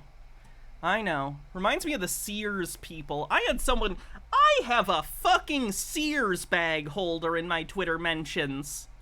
Sears! And not even like a little bit. Their profile picture is Sears. Their personality has become that they own Sears stock. They mention Sears in this at some point. The company's ability to use net operating loss carry forwards, Knowles, may become subject to limitation or may be reduced or eliminated in connection with the implementation of a Chapter 11 plan. The bankruptcy court has entered an order that is designed to protect our Knowles until a plan of reorganization is consummated. Generally, Sears still exists. Not really. The IP exists. I forget what holding company owns it, but essentially no. Nothing connected to the Sears stock exists. But again, companies in the modern age, intellectual property and assets can be sold off. But regardless of what happens with the company that owns those assets and intellectual property, it has no effect on the stock that person owns in Sears, because that stock is, like, not a thing anymore, basically. Sume says, what's my personality, Hannah? Describe me in 1 sentence. Has to be a full sentence, not just 1 word, and just repeating horny 10 times doesn't count. A horny shit poster. Gnome Pickle says, one of my buddies worked at Sears, and as they were collapsing, the managers of his store flat out said, look, corporate may not pay us, so if you can get away with it, steal product. Anyone at Bet... Oh, I should also point out, there was a post on... Oh, God, I think it was the BBBY... or no, the GME Meltdown subreddit. I had it somewhere, I thought. It was an employee... It was an employee of Bed Bath & Beyond making a TikTok about the company being dog shit and closing. It's in here somewhere. Let me find it real quick. Now I got Copacabana stuck in my head. At the Copacabana. Da da da da da da da da da da da da. I know it was a. Where is the TikTok? God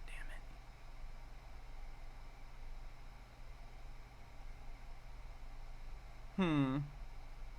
I must be just scrolling past it or something. Because I know I saw it today. Am I crazy? Did it get deleted?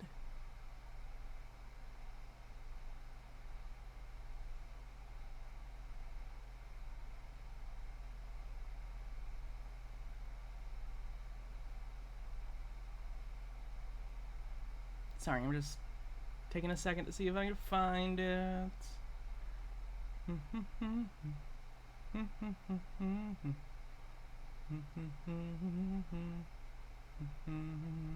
Maybe it did get removed for some reason. Or I'm just missing it. Weird. A company generates nulls if the operating expenses it has incurred. Control F TikTok? That's actually not a bad idea. Control F tick. No. Employee.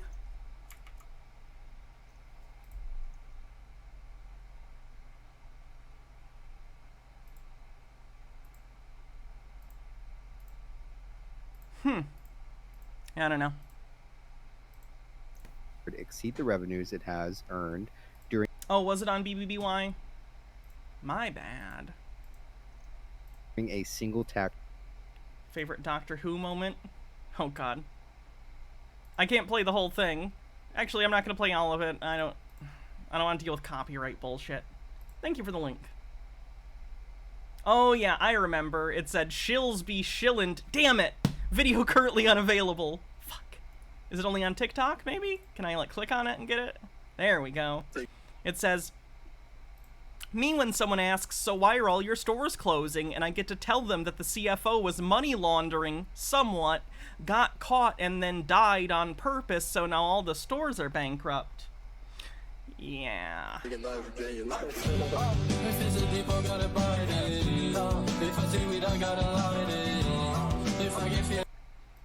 I hadn't heard the claim about money laundering. I knew about the self-elimination of that individual.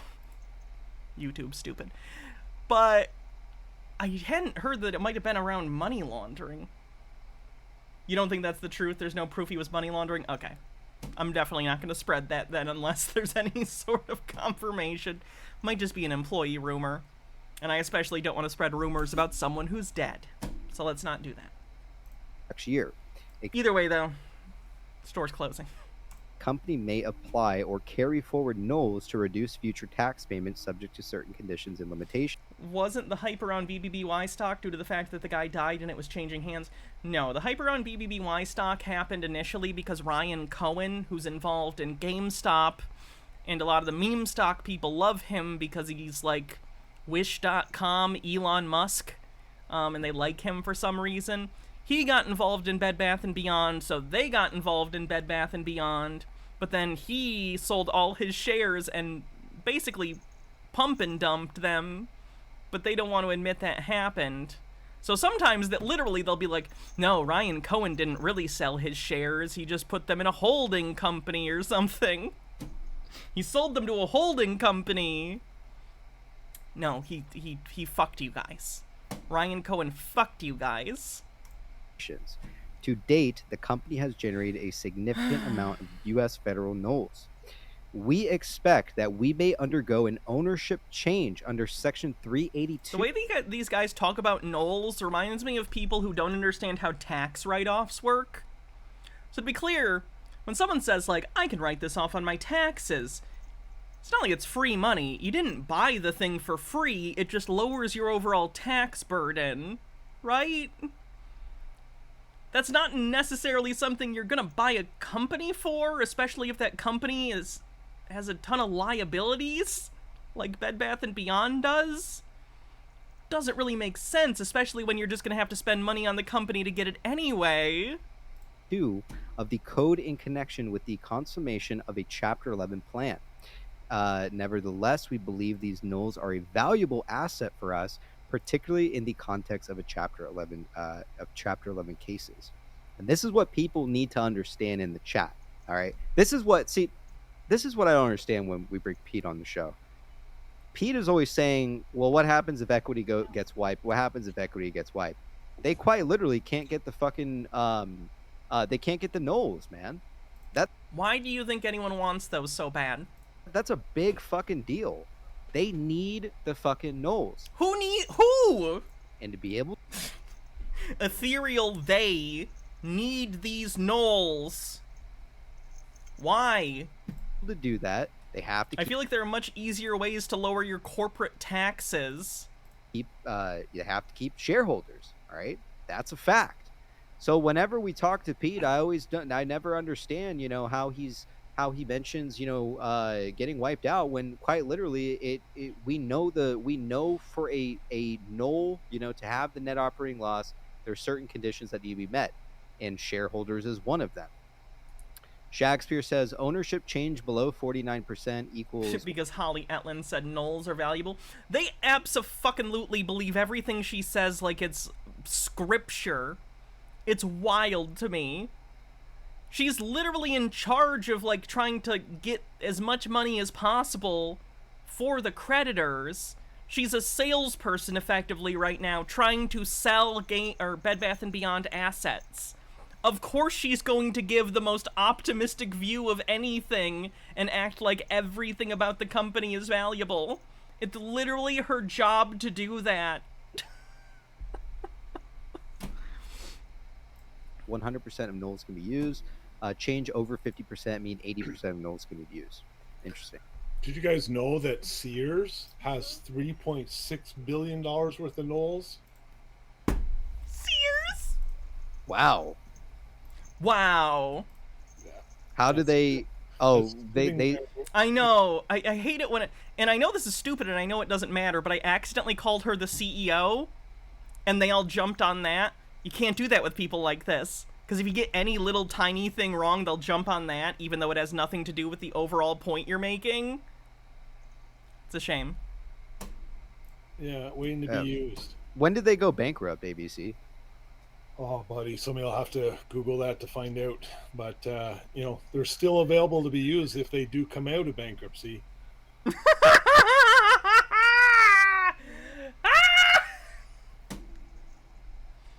If Sears comes out of bankruptcy, says ABC, the man whose only investment has ever been Bed Bath & Beyond, this man doesn't understand anything. Holy shit. Oh god, people are gonna start using fireworks. Why? It's the 6th. Hey, Cassville. Wilbur says, PPCs, you sure that is a fact? Well, from a lot of the people that we've discussed about nulls, I don't know, man. It does state that shareholders are a part of it. So if they want to be able to have if they want to be able to carry the nulls, right, they have to have the shareholders as part of that deal. So it's almost, to me, it's almost like It almost sounds like your liability makes, if anything, the company less valuable. a golden ticket, Sorry, my dog's whining. He sees another dog outside. It's so funny to me because, like, even if, let's say I'm a company, right, and I'm looking into Bed Bath & Beyond and what's going on and if any of the assets would be good to buy for our company or whatever, I'd probably look at and find out about this fucking community of weird, like, stock people, and I'd be like, not worth it. I don't need these people shooting up our office or something. Like, they're... But that's kind of how it is. Was I a manager at Bed Bath & Beyond? Clearly.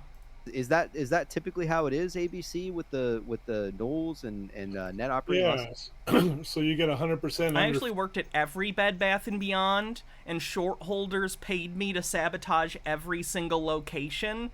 That's why the store did so badly. Not because it's a bad business model, but because of a conspiracy. 49% ownership, and I think it's up to 80% ownership. You can carry 80% of the Knowles forward, but anything over 80% does not allow you to. I'm not positive, but I think those are the thresholds. Right. Maybe Shakespeare can confirm that. Right. Yeah, Sears is only a few months out of bankruptcy right now. And we also know that if financial... My understanding is that the company that was Sears no longer exists, and the assets, including the intellectual property, like the name Sears, was bought by a different holding company. It feels like these people are confused, okay? It's like the Overstock thing. If you look at Overstock, they're rebranding to Bed Bath & Beyond because they bought the intellectual property. But for whatever reason, these guys think that involves them in some way. I understand it's the same name, so that might be confusing to you, but it's not the same company even though it has the same name because they bought the name. They didn't buy you. They didn't buy what the company is that you bought stock in. They bought the name, and now you no longer have that. Top financial executive from Sears is actually working very, very closely with Bed Bath & Beyond right now. What the fuck, man? Hold on. And we also know that a top financial executive from Sears is actually working very, very closely with Bed Bath & Beyond right now. And they did so good with Sears. So that's good news for us, guys. Moass tomorrow. God damn it, my job is so fucking stupid. Casfell says, is it true that Click is a documentary about how Christopher Walken destroyed Bed Bath & Beyond to choose the next Angel of Death? I thought that's why Adam Sandler movies are like that. Yes. That's good DD, Casfell. Sky Comet says, Evil Hannah's origin story, sabotage from the inside. Now. I went ahead and submitted a link in the chat if anybody wants to come on. You're more than welcome to, man. We'd love to hear your opinion. We do have some DD here to read. We have some DD from Whoop-Ass. We do also have some DD from Region 4. Speaking of DD, I want to take a break from this video because we've been watching it for quite a while. Let's read some DD from the Bed Bath & Beyond... Wait, Bobby stock? Why is it like that? Did I go to the wrong subreddit somehow? Bobby stock?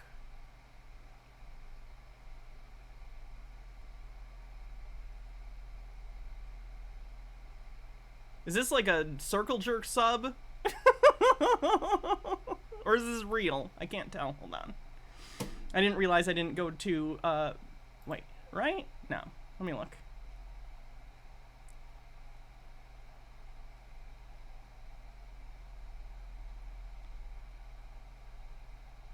I can't tell if this is a goddamn... Hold on. BBBY Reddit. What is the Bobby thing? I can't tell if it's a satire Circle Jerk sub or if it's just a spin-off sub from this. Does anyone know? John or anyone? Stromboli says, could you please publish the clip from 155.06 to 158.30 on your Pat Robertson video? It's when you really lay into him full screen. I'd clip it myself, but it's no longer than a minute, and Twitch, YouTube limit it to that. If you don't generally do this kind of thing, I'd be happy to talk about a direct donation for your time. Oh, you don't have to pay me. Just remind me. Like on the Discord or Twitter later, remind me the video and the timestamps. And I'll get it done sometime soon.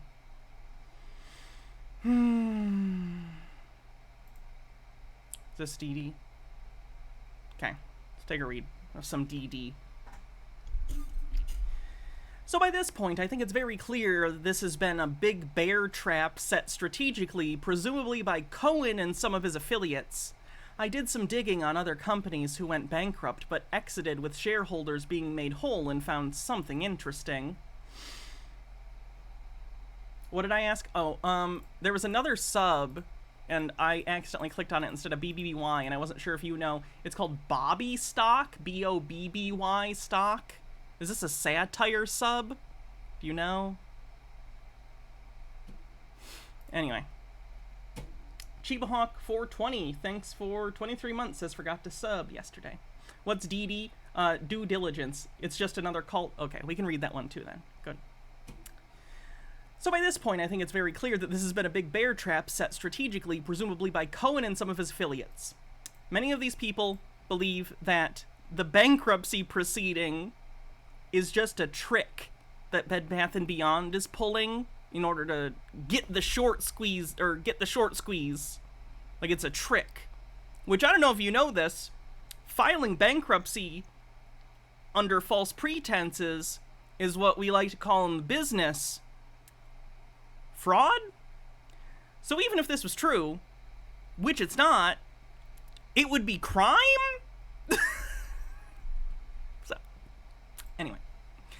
Roll the clocks back 10 years. American Airlines filed for bankruptcy. However, they had a Knoll poison pill that was upheld, ultimately protecting corporate assets and preventing institutions or a group from buying more than 5% of the company. This was put in place as protection against Qatar Airways. You can read about it here. The other thing I found interesting in this article was that the merger between the two companies was a Section 382 change of ownership, which added additional restrictions to the Knolls. Where have we seen that before? Oh yeah, the latest 10K. By going through with the change of ownership, it allowed American Airlines to put restrictions on the Knolls and shareholders who own over 4.75% of the stock. Do you remember that requests for a list of all parties owning over 4.5% of BBBY? Starting to make more sense. No, I'm pretty sure that they don't let people who have a high stake in a company like that when it's in bankruptcy sell. Like, I think that's pretty standard. Anyway. What does this have to do with BBBY, Teddy, and GME? Great question. After looking at the merger between US Airways and American, I think it's safe to say we may be very right about Teddy being the one buying the assets and keeping the business, baby, as a going concern. There's that word they learned last week. However, it'll go through the 382 change of ownership so that they can have restrictions on shareholders with over 4.5% ownership. But all shareholders will get shares of the new ticker. Why? Why would they do that? Why would they give you a free thing? That's not how companies generally work. My guess is Teddy, TDDY. This, in my opinion, will cause a GME-like sneeze. They think that the short squeeze that happened in, like, 2021 about GameStop, they call it the sneeze because they think, that the real squeeze is still to happen, mostly because a lot of them bought in at the high and they're bag holding and don't want to admit they made a mistake. Maybe higher, though, since we know how bad this has been shorted. Know is an interesting word in this sentence. Knowledge is an interesting thing. How do you know what you know? You know? That's kind of a really, really old philosophical question. What does it mean to know something, and is there a line between know and believe? Is there a difference? In this case, I would say yes. And I think they're using the wrong word. Now the real fireworks. Once the new ticker is established and we're effectively out of Chapter 11, TDDY will perform an all-stock or cash plus stock merger, acquiring GameStop, causing the real moass because we all should know all stock or cash plus stock causes a share recall and anyone swimming naked is fucked. Good things take time, but this just seems to make too much sense. As many have said, we either got this very wrong or we had this very, very right.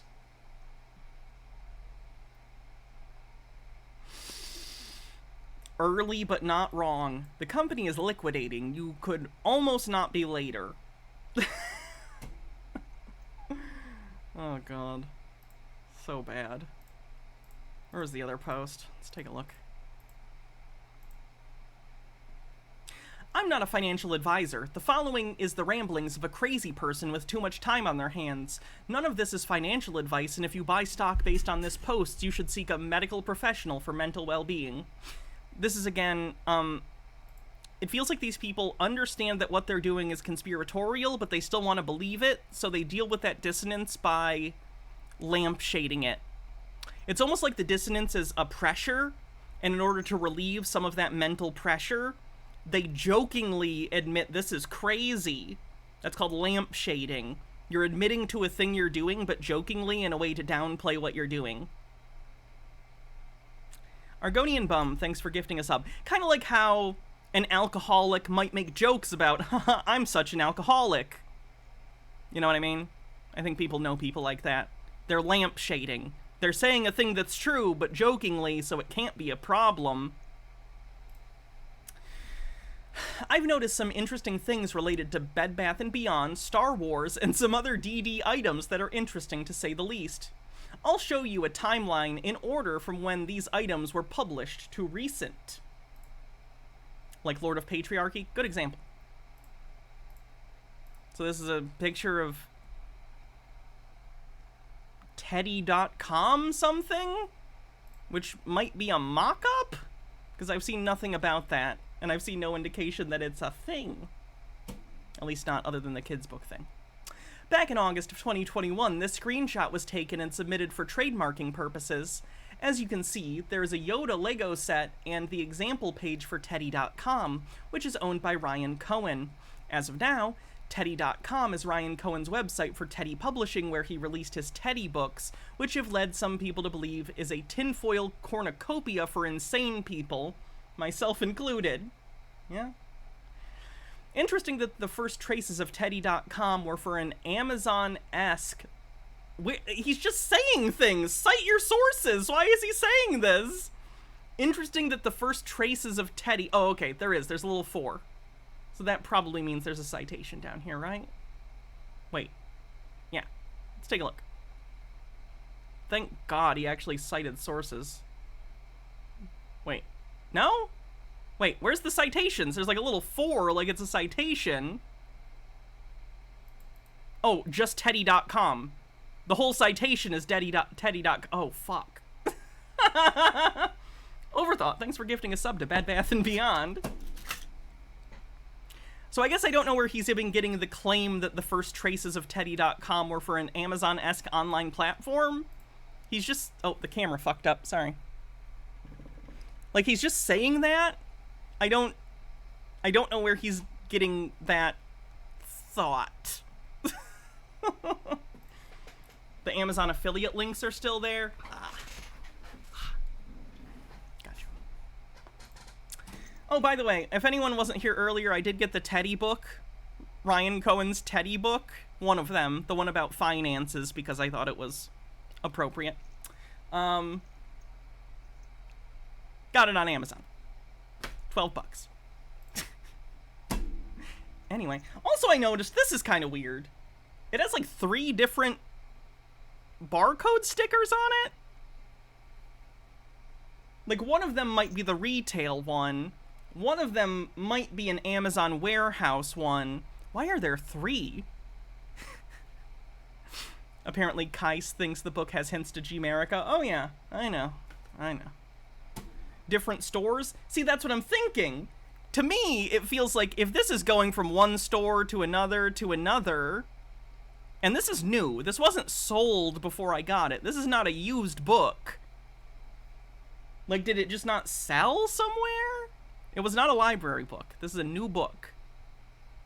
What's G-Merica? It's a conspiracy theory where they think that Bed Bath & Beyond, GameStop, and some other, out-of-date companies they think are going to merge and turn into an Amazon competitor called G-Merica. It's not true. Some of them think Blockbuster and Radio Shack are involved. It seems to me that a lot of the conspiracy elements of this come from, and I've talked about this before, I imagine a lot of these people feel financially insecure, which isn't crazy. We live in... G-Merica is an NFT that's all yeah, it's the name of GameStop's NFT collection that's based on America, but they think it's a whole other thing. Sorry, the cord got stuck in the chair, so it made me pull this. Wouldn't that be Temu? Alright, what was I gonna say? Oh, I imagine a lot of the people who get into meme stocks are financially insecure, which is understandable. I think everyone around us is able to look at the financial situation of the United States and other countries and see that ladders are being pulled up, right?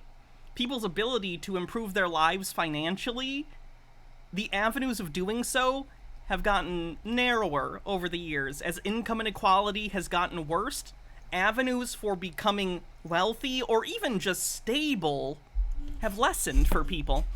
So instead of tackling these issues in a serious way, as I've said before, conspiracy thinking is often a way for people to simplify complex problems that mentally they cannot cope with. And I don't mean cope in the meme way, I mean cope in the actual psychological sense. We all have coping mechanisms. There are good coping mechanisms and bad coping mechanisms. Conspiratorial thinking is a bad coping mechanism generally, but it's one a lot of people pick. Pick is a weird word. They're not necessarily consciously doing this, but it's a maladaptive coping mechanism people can have. So instead of recognizing, oh, we're in a situation where policy decisions are often being made by politicians who are being paid large amounts of money by the rich, or they're rich themselves, and laws are written in ways that make it easier for people to be taken advantage of by their employers, right? These are complex problems with the economy and society and how our culture is relating to wealth and income and the relationship between owners of companies and employees of companies. These are complex issues. But instead of looking at that and wanting to actually tackle these difficult issues, some of these people go, no, I know how I'll get rich. It's not a complex series of competing financial and political interests going on. It's good guys and bad guys. Ryan Cohen's a good guy, short sellers are bad guys, and if we stop the bad guys, then we can win and we can be rich. It simplifies the problem. Of course, it's stupid and not true, but in their head, it's easier to cope with because it simplifies it. Society is so big and complex these days that it's easy and not wrong to recognize that individuals within our society have very little agency compared to the totality of the systems that affect us on a daily basis. You know, hundreds of years ago, the systems that would affect you were much more local, you know? Local government, you know? Local politicians, local businesses, you know? Even state issues. But as the world has gotten bigger and more complex, and the government has gotten more federal power, for better or for worse, these issues have become much less decentralized, ironically enough. Thinking of, you know, GameStop NFT stuff. So we feel powerless against systems that hurt us, which is understandable, right? Of course you feel that way. And unfortunately, these are issues that require collectivist action in order to change and make lives of people better, but the culture of the United States is incredibly individualistic. In fact, many people are fervently anti-collectivism in any form, right? So instead of dealing with these things, a lot of them fall into conspiracies, and it's a whole shit show. Some of them fall into the financial conspiracy theories, a la the Bed Bath & Beyond and GameStop situations. Some fall into QAnon, which is a political version of a very similar thought process. It's not good. We have a paranoia and mental health problem in the United States. Conspiratorial paranoid thinking is becoming more and more common, and it is a problem. I think it's only going to get worse until we deal with these issues, and I don't know what the answer is. There isn't a simple answer. That's the problem. That's why so many people fall into these conspiratorial thinking, like groups, cults, basically.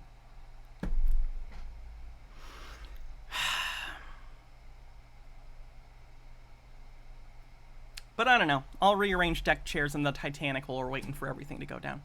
KBS, thanks for 28 months, says, gambling addicts. Tell ya. I actually feel bad. A lot of these people are gambling addicts. Like, unironically. And I'm not making fun of that. That sucks. That's an addiction. Like anything that can be an addiction, whether it's alcoholism or whatever, it's an addiction, and that sucks. And it makes me really sad that people like PP and the other people on that show, Some of them may be victims of the same mentality, but they're definitely making money, at least PP is, off of people who are effectively gambling addicts. In my opinion.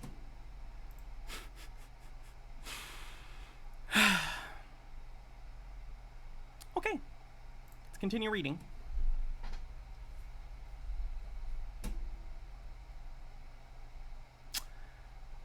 A little tinfoil here, just a train of thought exercise if you believe that there's something trying to be said here. We have a building contraption set, I guess in the screenshot he was talking about. If RC's trying to say something here... Again, I don't know the source for that screenshot. God damn it. Do I need to look this shit up now? White lines, da da da da. Google images. We're gonna do a reverse image search and see if we can find the origin of this image. And see if it is actually a trademark filing. Which if it is, okay. But I've not heard this claim. So let's take a look. If I can find the page. There it is. White lines. Da da da da. Okay, so that's the correct one. Find image source. Interesting. All we have are close ones, and I found a Twitter that's the same image. Interesting. Hold on, let me look at the person's Twitter real quick.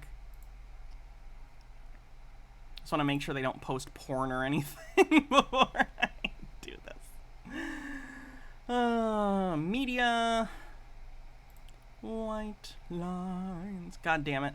Watched Cocaine Bear the other day, and now that song stuck in my head.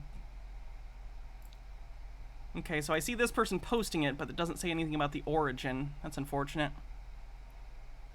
It's the Wayback Machine for Teddy.com. Okay, let's take a look.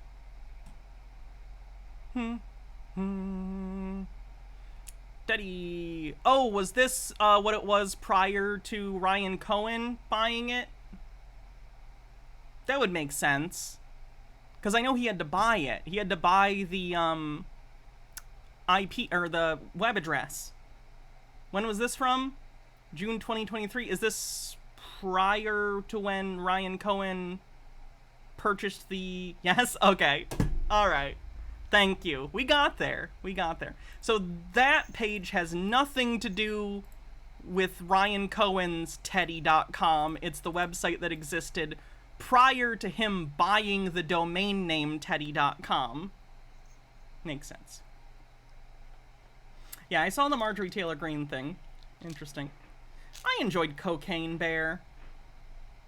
It's actually funny, because I'm a big fan of Red Letter Media, and I normally agree with most of their opinions, but they fucking hated Cocaine Bear. I thought it was fun. Anyway.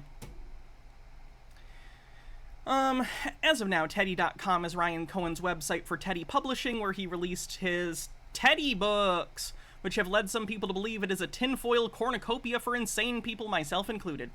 True. Interesting here that the first traces of Teddy.com were for an Amazon-esque online platform. Again, that's just the former website before Ryan Cohen bought the name. So, a little tinfoil here, just a train of thought exercise. If you believe there's something trying to be said here, we have a building contraption set. First, if RC is trying to say something here, he's either saying he has to start with building this idea first. If you want to get real nitty-gritty, building a con trap. Setting up the ultimate bear trap? Trap those dirty hedge fund cons?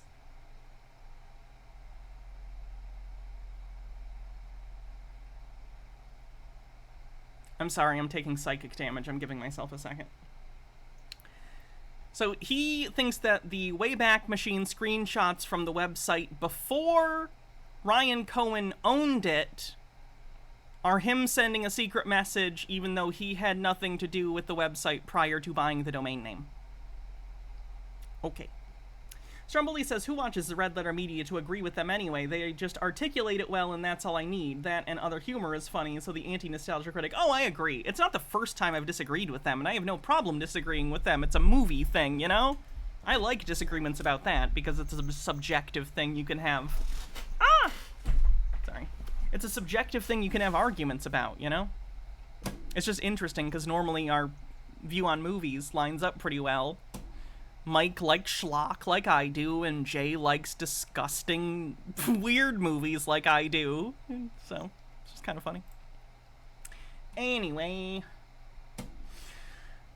Next we have the Lego set. The Lego Yoda set. For the movie Attack of the Clones.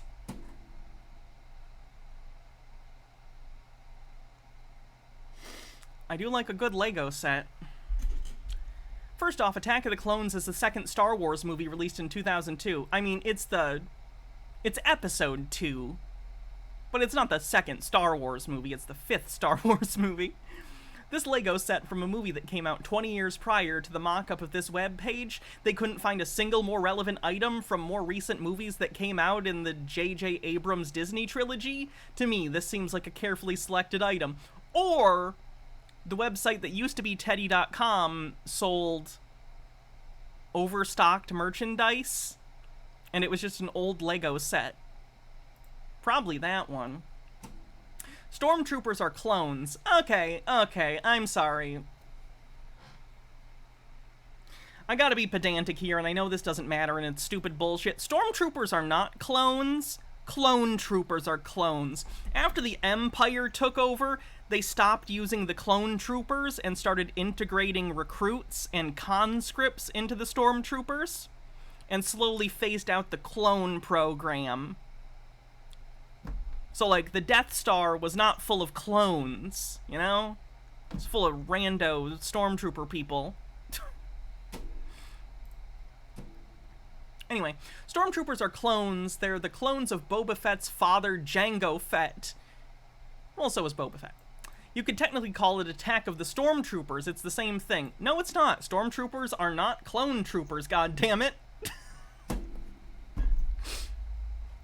Next item is a baby car seat, which can be linked to Bye Bye Baby as a nod to the play we're all in. Last is a mansion kids toy. Is this a potential reference to the end of the play and all the value we've collected? We upgrading our dwellings? Interesting string of items. And then there's a Ryan Cohen tweet where he says, short sellers are the dumb stormtroopers of the investing galaxy. Which isn't a good tweet. Like, as a Star Wars fan, not a huge fan, I own all the movies, but, like, I'm not the biggest Star Wars fan in the movie, or in the world. I don't get that joke. Stormtroopers are known for being bad shots. They're not known for being stupid, necessarily, so that's weird. Ryan Cohen's not very funny. MH Sharkbeast says, hey Hannah, did you see the Red Letter Media review of Clash in the College? The company that made it has posted the whole film on YouTube for a future casual watch day. I'd link the trailer, but the sound is garbage. Here's the synopsis. Oh god. Clash in the College is an exploration of conflicts that emerge in the lives of college students when political ideologies erupt in their midst. Uh-oh. The film shows how students get indoctrinated and how it impacts their lives. James and Elvin's relate... Elvin? What are the characters' name is Elvin? Relationship has barely begun when politics begins to drive them apart. Evelyn... Oh, Evelyn! I'm a fucking idiot. The first time it was misspelled. That must just be a typo. Evelyn has bonded with Maya, who believes it's the government's duty to help the less fortunate members of society. The horror. James, meanwhile, has joined a campus group led by Quentin, a conservative activist.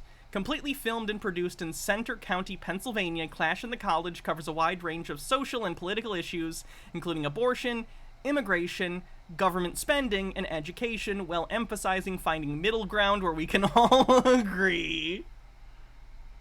I know you guys want all poor people to fucking die and want trans people to be murdered, and you guys don't want that. Can't we meet in the middle? Genius.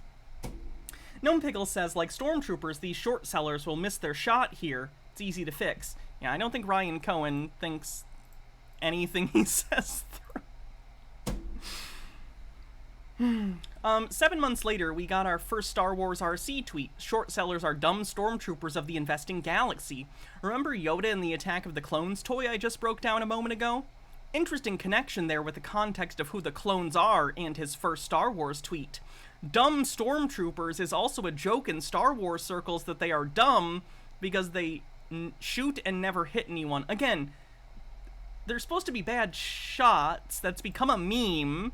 Although in EU stuff, I think it's been implied that a lot of the stormtroopers are intentionally missing because even though they're part of the fascist system, they see how fucked up it is.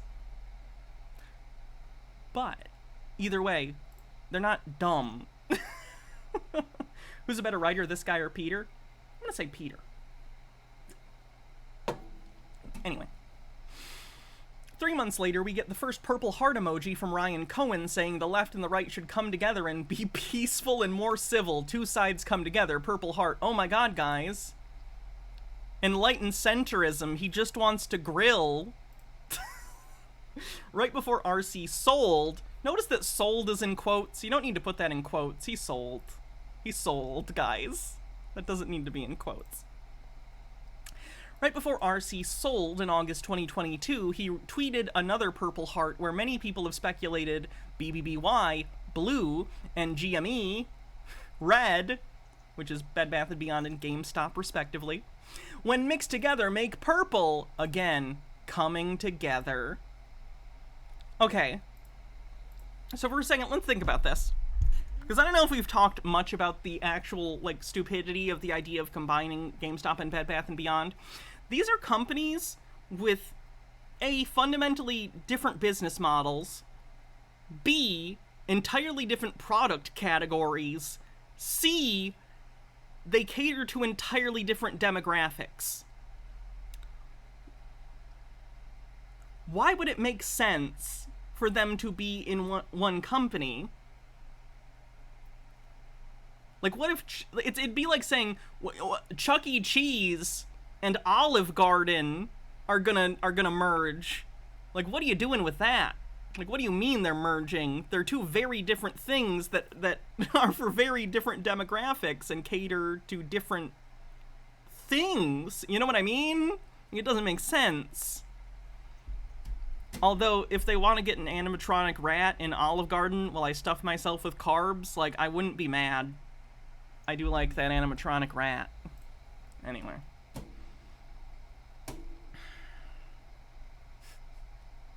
Five months later, we get this. A quote from the movie Titanic. Let's see what it is. Jack, I want you to draw me like one of your French girls, wearing this, wearing only this. Good movie.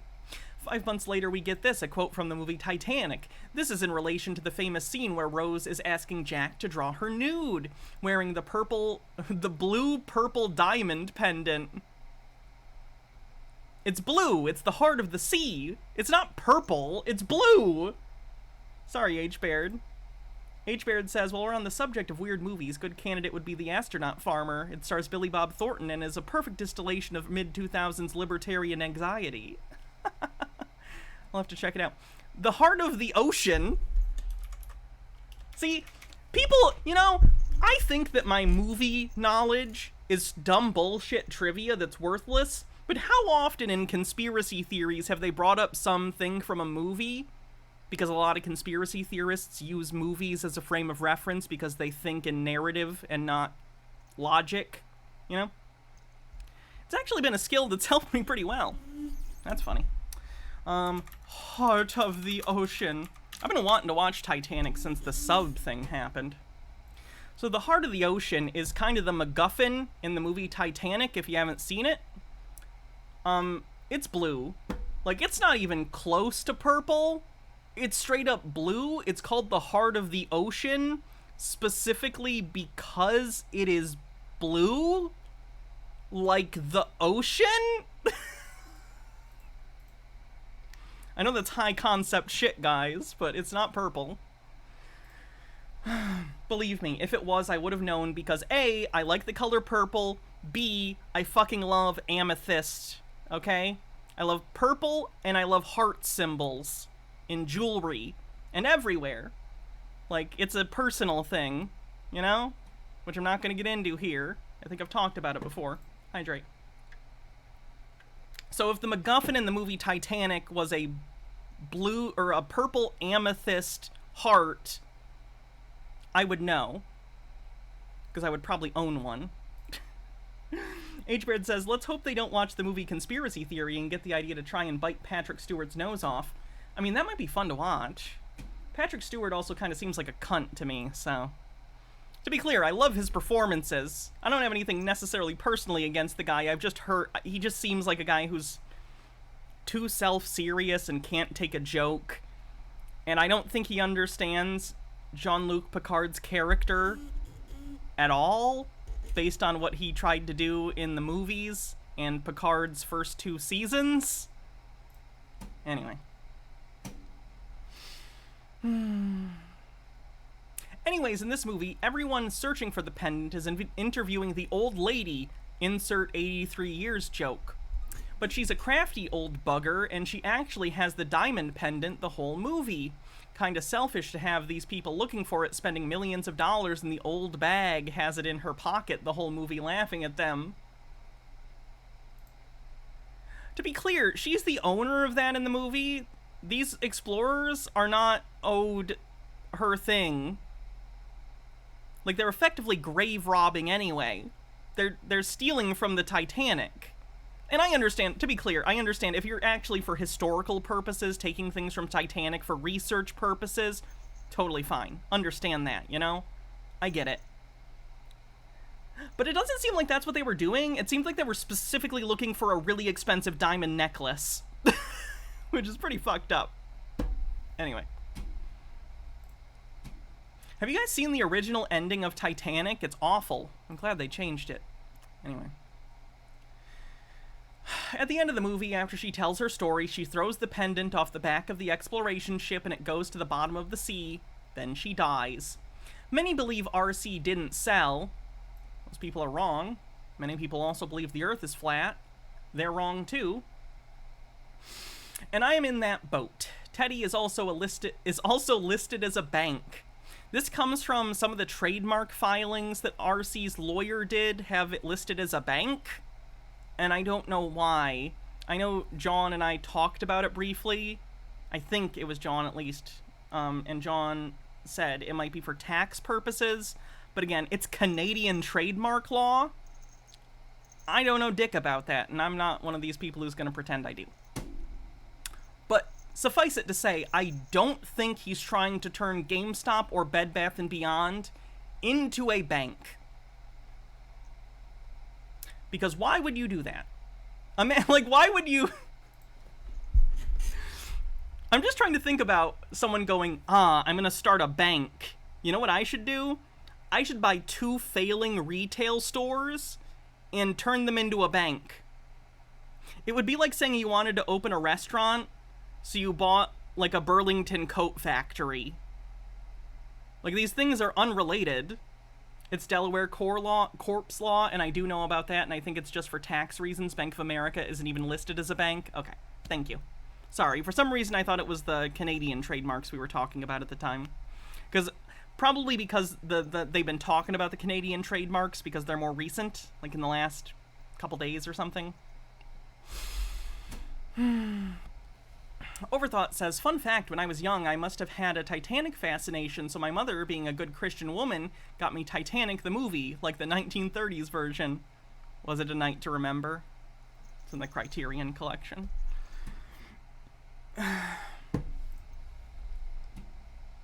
Many believe RC didn't sell, and I'm in that boat. And much like the Titanic,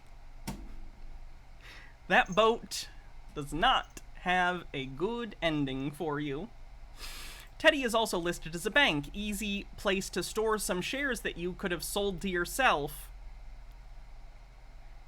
That would be called wash trading, and I'm pretty sure that's illegal.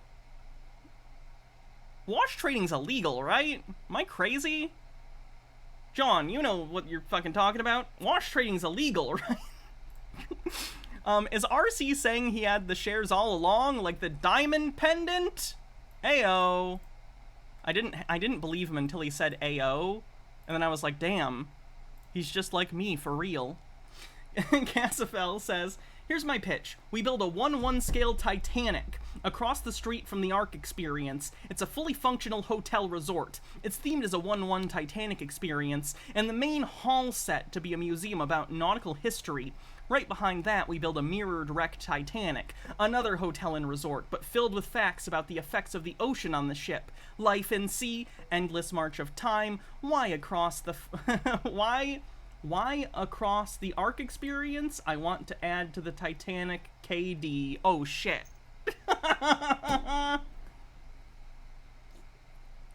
Wow. Also around this time, we have all learned from the bankruptcy dockets and proceedings that there are 2 purchase attempts for the company back in January, February that were blocked by JP Morgan because the default on the credit loan. As long as JP Morgan was in control of the company, Ryan Cohen and the Mystery Gang seemed to not be able to get their hands on BBBY Baby.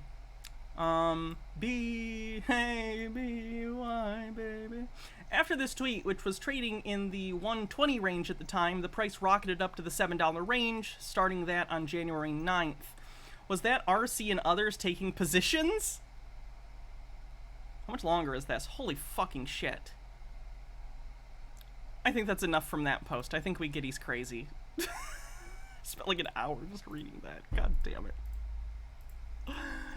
Alright, back to PP. So why don't we go ahead and start with the Whoop-Ass DD. Whoop-Ass hasn't written some DD in a minute. You can wash trade, you've done it before. You get 60-day restrictions from buying stock for your first defense, and I think you get a whole year for the second. I did it before. Oh, so it's like a thing you can do strategically, but it's not something you can do consistently. Alright, give me 1 second here. I have to let my dogs out. The wife's not here. She's out with the boyfriend tonight, you know? He wash said, your baby, I'm pan." going to take you to a nice dinner. And he picked her up, and now Pee-Pee here doesn't have to cook dinner. Or have to work. Yeah, tomorrow, I think tomorrow's the court date for the bid for Bye Bye Baby. John might know. John, I'm sorry I keep asking, by the way. I'm sure you're busy doing something. This is the last thing I'll ask for a little bit. I apologize. My understanding is tomorrow trying to sell, is it just the IP? I thought it was just the IP, but they keep talking about it as if it's still a going concern, you know? A going concern auction. Is it just the IP, or is it the full thing? Worry about dinner now. Regardless, it's not good for these guys, but... It's fantastic. Let me let them out real quick. Give me 1 second.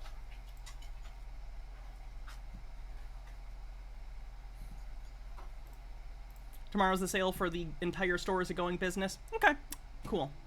Well, that's not good for them then. Because if it's...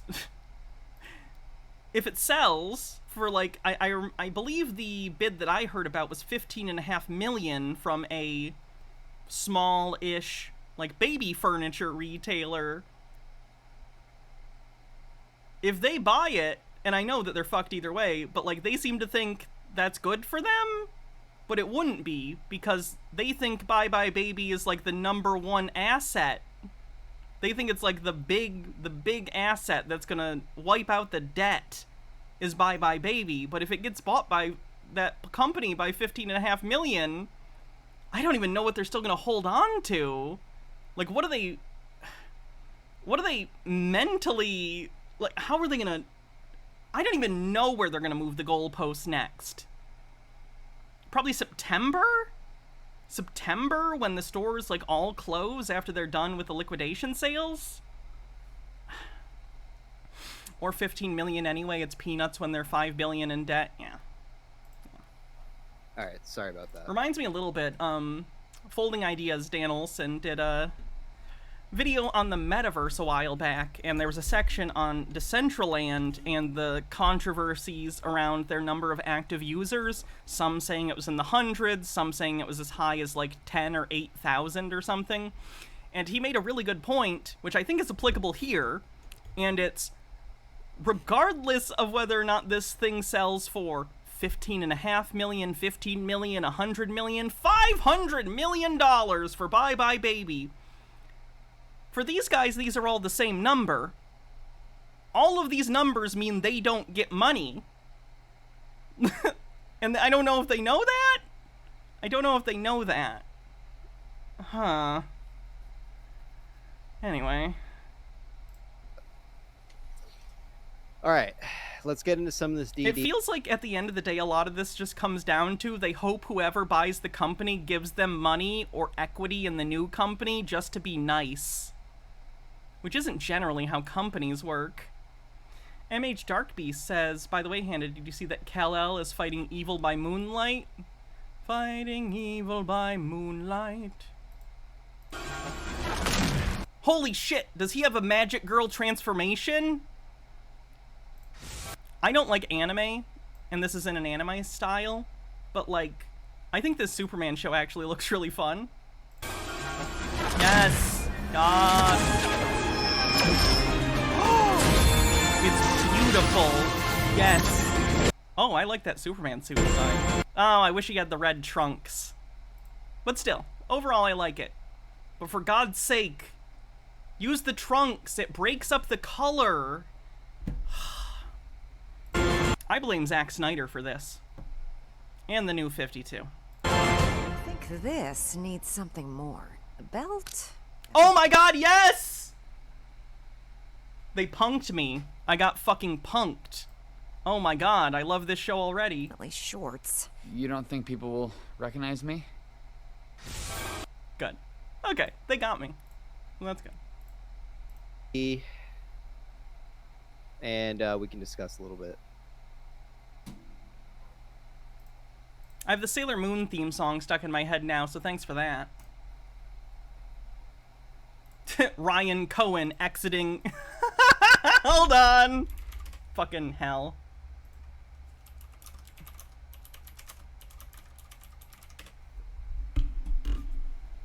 Ryan Cohen exiting his Bed Bath & Beyond position. My job here is done. But you didn't do anything. Are you sure about that? As a matter of fact... Oh, that's a meme. Where's the actual thing? It's Tuxedo Mask! Shame on end right now. So come on, hit. Where's the clip? Fucking anime, man. You guys know the meme I'm talking about. Have this as a consolation. It's the same joke, but it's Simpsons. Which is like anime for Gen X, I guess. Well, my work is done here. What do you mean your work is done? You didn't do anything. Didn't I? If the Superman show does well, Chuds are gonna be mad. Yeah. I'm sure Zaslav's gonna can it and take it off the service within a month or something. Zaslav's garbage. Alright. A lot of comments in Sears in the chat, I noticed. Alright. So this... A lot of comments on Sears in the chat. That's a good sign. Gnome Pickle says, the only tuxedo mask I recognize. Oh god. Give me the Millennium Gem of Infinite Purity, Sailor Moon! No! Oh, you're the worst! You foiled my plans for the last time!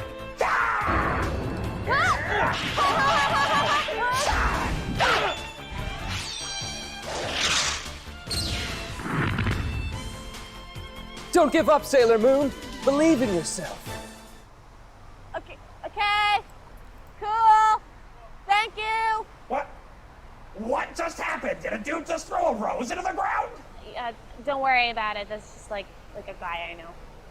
Well, why is he throwing roses? Is it like a Bravo thing? Is he giving this to me?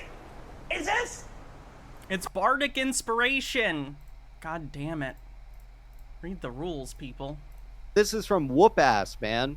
DD, important info, baby sale, lease agreements, and MOAS, the tie-in. Interesting stuff. All right, fam. I wanted to offer this little nugget I stumbled upon for everyone, so no one gets disappointed on hype dates. I'll try and make it brief, but it still included a TLDR for less mass regards. Also, real quick, I totally forgot to tell you guys in the chat, David Simpson will be joining us in 30 minutes as well. So looking forward to hearing from David Simpson. Not sure if he's written some new DD since then, but would love to hear from him, man. All right, let's go ahead and start. Disclaimer, I am not a financial advisor, lawyer, bankruptcy specialist, or anything else specific of a subject matter expert on this case or its details. Use my information at your own risk to your heart's content. I am not advising for you to do or not do anything. As always, do your own research and make up your own damn mind on this shit. All right, excellent start. Baby sale. As everyone knows, the auction is set for this Friday, July 7th for Baby's assets. Assuming not further delays, I do believe that will go through. But I don't believe we will know information about the offer until probably a week or so later. This is because the sale. We knew the details of the Bed Bath & Beyond and again, I will admit, I don't know this stuff. I'm also not pretending to. But when the Bed Bath & Beyond thing happened in the court, we knew that day. So I don't know if that's correct. Sale of Baby is going to be... At least we had an idea. The official documents might not have come out, but there were articles about it, you know? Complicated due to the mass amount of interest. But it's also going to be complicated because of the many different types of offers Bed Bath & Beyond will likely receive. I'm talking all cash deals, some cash, plus equity deals. I'm gonna be honest, too. This is interesting. I think this ties into the whole echo chamber problem of these guys. I'm gonna be honest. I'm just gonna ask this to the chat. And if you have, that's fine. Maybe it's a regional thing. How many of you have heard of the store Bye Bye Baby prior to any of this meme stock stuff? Like, how many of you were familiar with the store completely outside of this stuff? Only for me? You hadn't? Wonder if anyone has. Someone must have. Minty Treasure has. Okay. There's one person. 2 people. 3, maybe? So some of you know what it is, but most of you don't seem to, right? It feels like these guys, because they're so in this world, and there's constant, like, DD and posts about Bye Bye Baby and how great a company it is, and like, oh, it's huge. I think they have a false impression of the brand awareness of Bye Bye Baby. I had never heard of it before all this stuff. I'd never heard of Ryan Cohen before the GameStop stuff. And we fucking get our cat food from Chewy. Ryan Cohen was the CEO of Chewy before he went to GameStop. It just feels like they don't have a sense of the actual value of many of these things. I don't know the value of the assets of Bye Bye Baby, but there's no way that the name and IP of Bye Bye Baby is more valuable than that of Bed Bath & Beyond. And we already know how much the IP of Bed Bath & Beyond was worth because it sold for like $21.5 million, right? Bye Bye Baby's lesser known. And the thing you're buying when you're buying the IP is basically the brand recognition and brand goodwill. So if it's lower on the totem pole of brand recognition, it's going to be bought for less, most likely. I don't know. Probably even the odd all-equity deal. Regardless which type of deal gets offered, there is... If Toys R Us closed after Game Stonks in 2021, do you think they would be trying to buy all those stocks? Probably. I worked at, it's actually funny, I worked at Toys R Us back in the early, God, when was this? Like the early 2010s or something? What's my blue sky? Hannah Reloaded. You can just search Hannah Reloaded. Baja's is Baja Blast. Anyway, what was I talking about? Oh, I worked for Toys R Us before they closed. There's a reason Toys R Us went out of business. Bad business model. Awful management. Oh my god. By the time I got there, which was near the end, I worked there maybe 2-3 years before it closed. If I had to guess. I don't know. My job was not... Despite the fact that I worked in the electronics section, and ostensibly my job was answering questions about electronics and video game stuff, and selling that kind of stuff and checking people out, that wasn't my real job. You know what my real job was at Toys R Us? Chat, anyone who has worked retail, as a cashier, what do you think my real job was? What do you think the management cared about? What do you think my job depended on? Anyone who's worked retail, let me know if you know. HBaird says, I mean, baby suppliers are things you generally need right away, so it makes some sense for brick and mortar baby supply stores to have a furniture since you often can't wait for Amazon with babies. I think the fact that there's a nugget of logic is part of what's driving this, potentially. Credit cards. Credit card memberships. Literally, when I interviewed for my job at Toys R Us, they made me do the really stupid, sell me this pen thing, because primarily what my job was at Toys R Us was to sell credit cards. Toys R Us credit cards. Toys R Us's business model was already fucked up when I worked there. I'm assuming similar things were happening with Bed Bath & Beyond. Still, one thing being sorted. You would be shocked at the number of people that actually signed up for a Toys R Us credit card, by the way. It disgusted me every time they actually did it.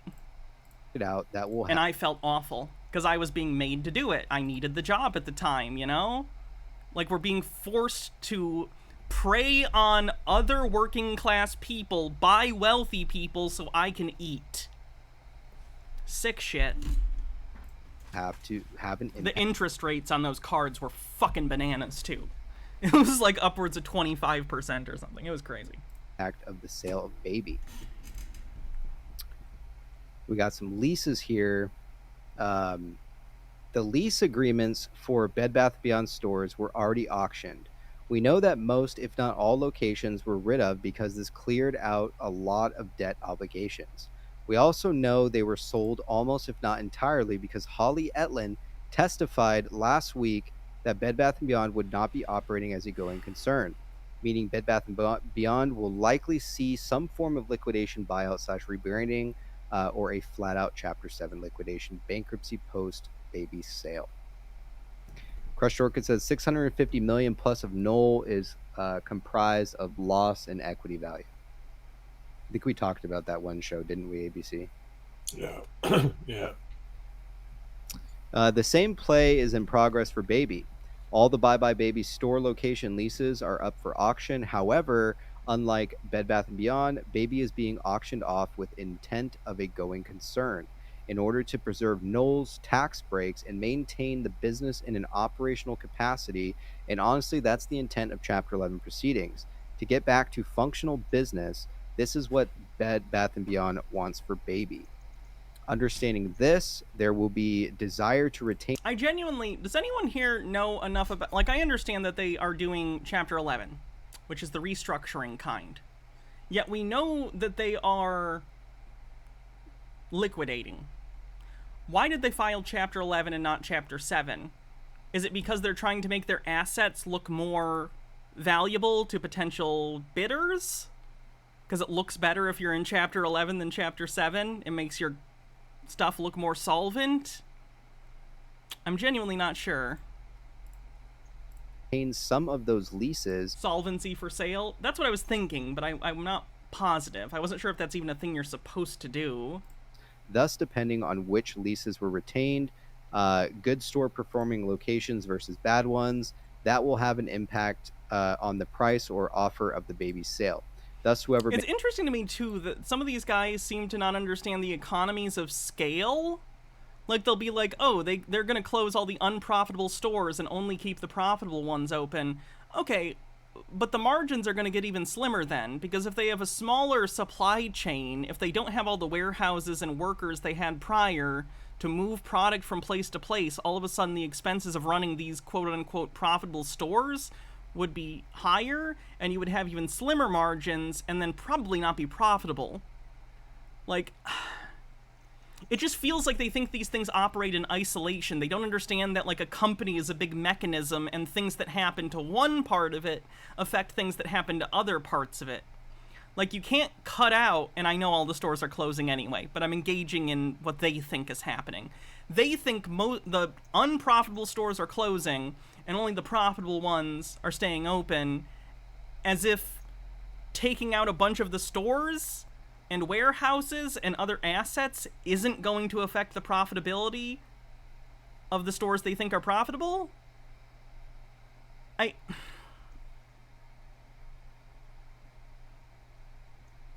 Again, it just feels like a fundamental inability or lack of interest in thinking about things. They don't want to think about it. Dr. Worm, thanks for 27 months, says, oh, hey, that's a lot of months. By the way, my old name was Chibbers. Oh, it's you. Cool. I think that's a sub-baby. This sub-baby's name is going to be...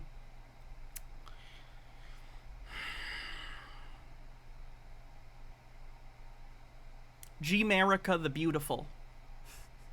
Makes bids this Friday. Likely won't be disclosed to us until all the matters are sorted out from the lease auction as well, because they are two separate auctions.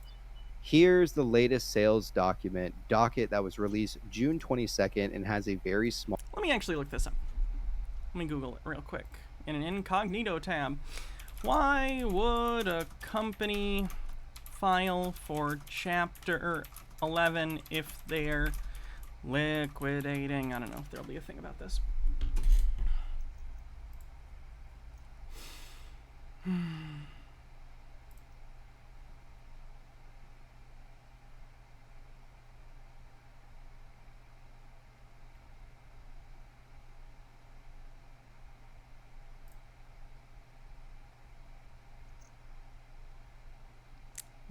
Why would a debtor choose to liquidate under Chapter 11?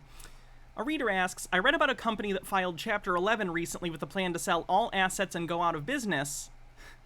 Why wouldn't it file Chapter 11? I'm pretty sure this question is actually about Bed Bath & Beyond, because this was posted in March 27th, 2023, which I think is right around the time Bed Bath & Beyond, a little after it filed for Chapter 11 bankruptcy. Answer.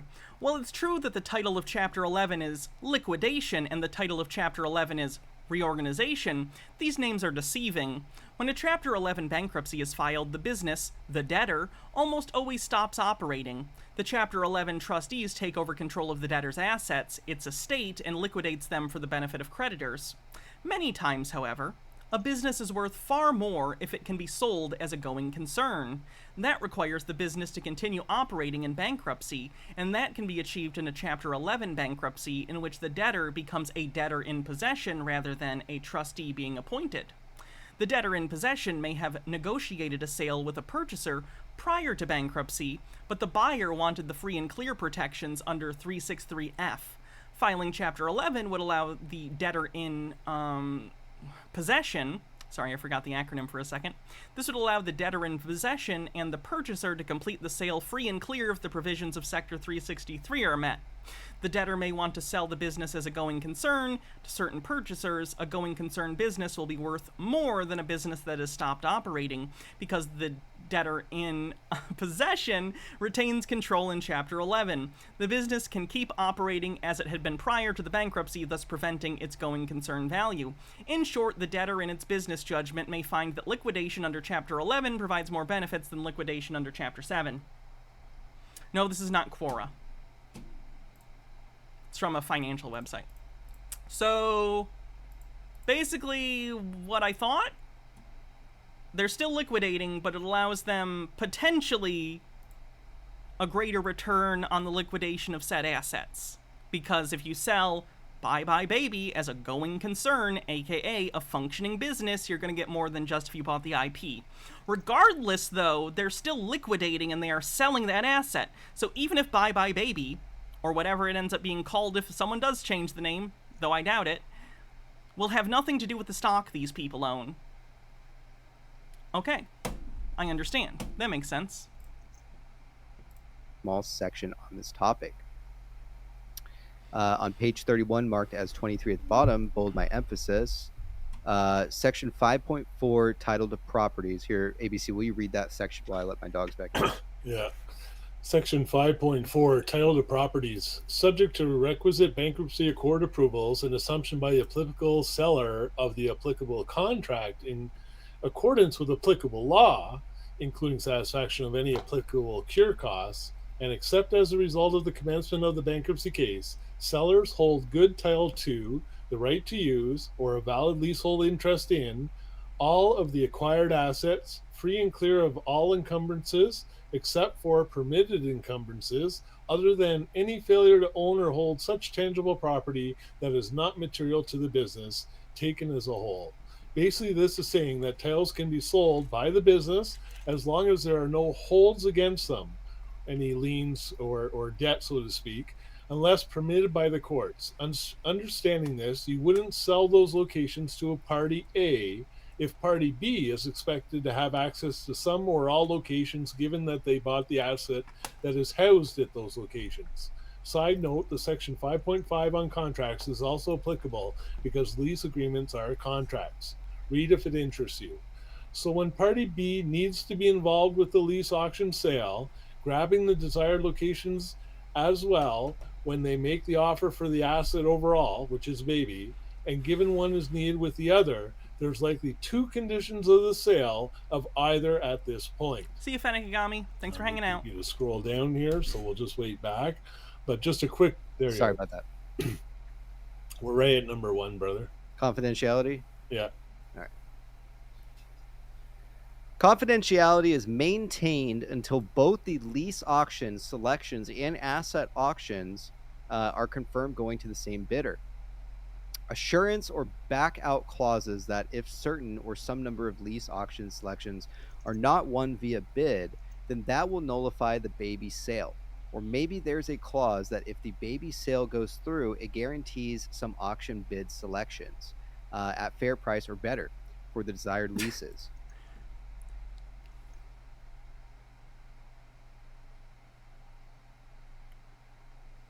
Fair price would mean, you know, a reasonable market price.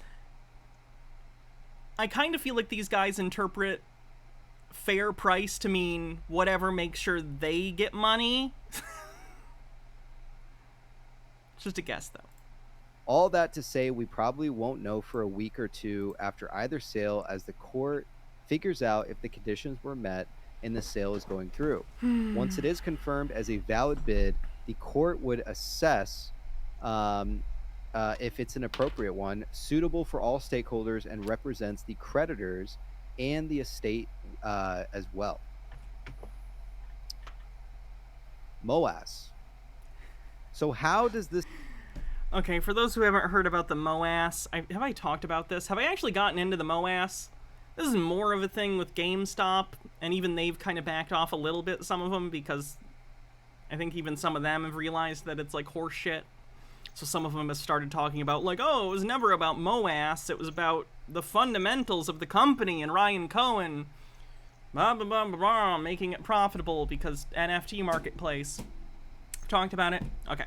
For those who don't know, I'll just briefly say, basically they believe that the stock is short sold more so than there are actually stocks. They think that more individual shares of Bed Bath & Beyond have been shorted than actually exist. In hypothetical, they believe that this means that once the shorts have to cover, that they could basically demand any price they want, and the stock could go up to thousands of dollars a share, the mother of all short squeezes, MOAS. Outside of the technical problems with this, which is obviously stupid and doesn't make sense and not how things work, and obviously the price is so low that anyone who has ever shorted the stock ever could make a profit right now if they still had an open short position. Unless you made it literally when the stock was 10 cents.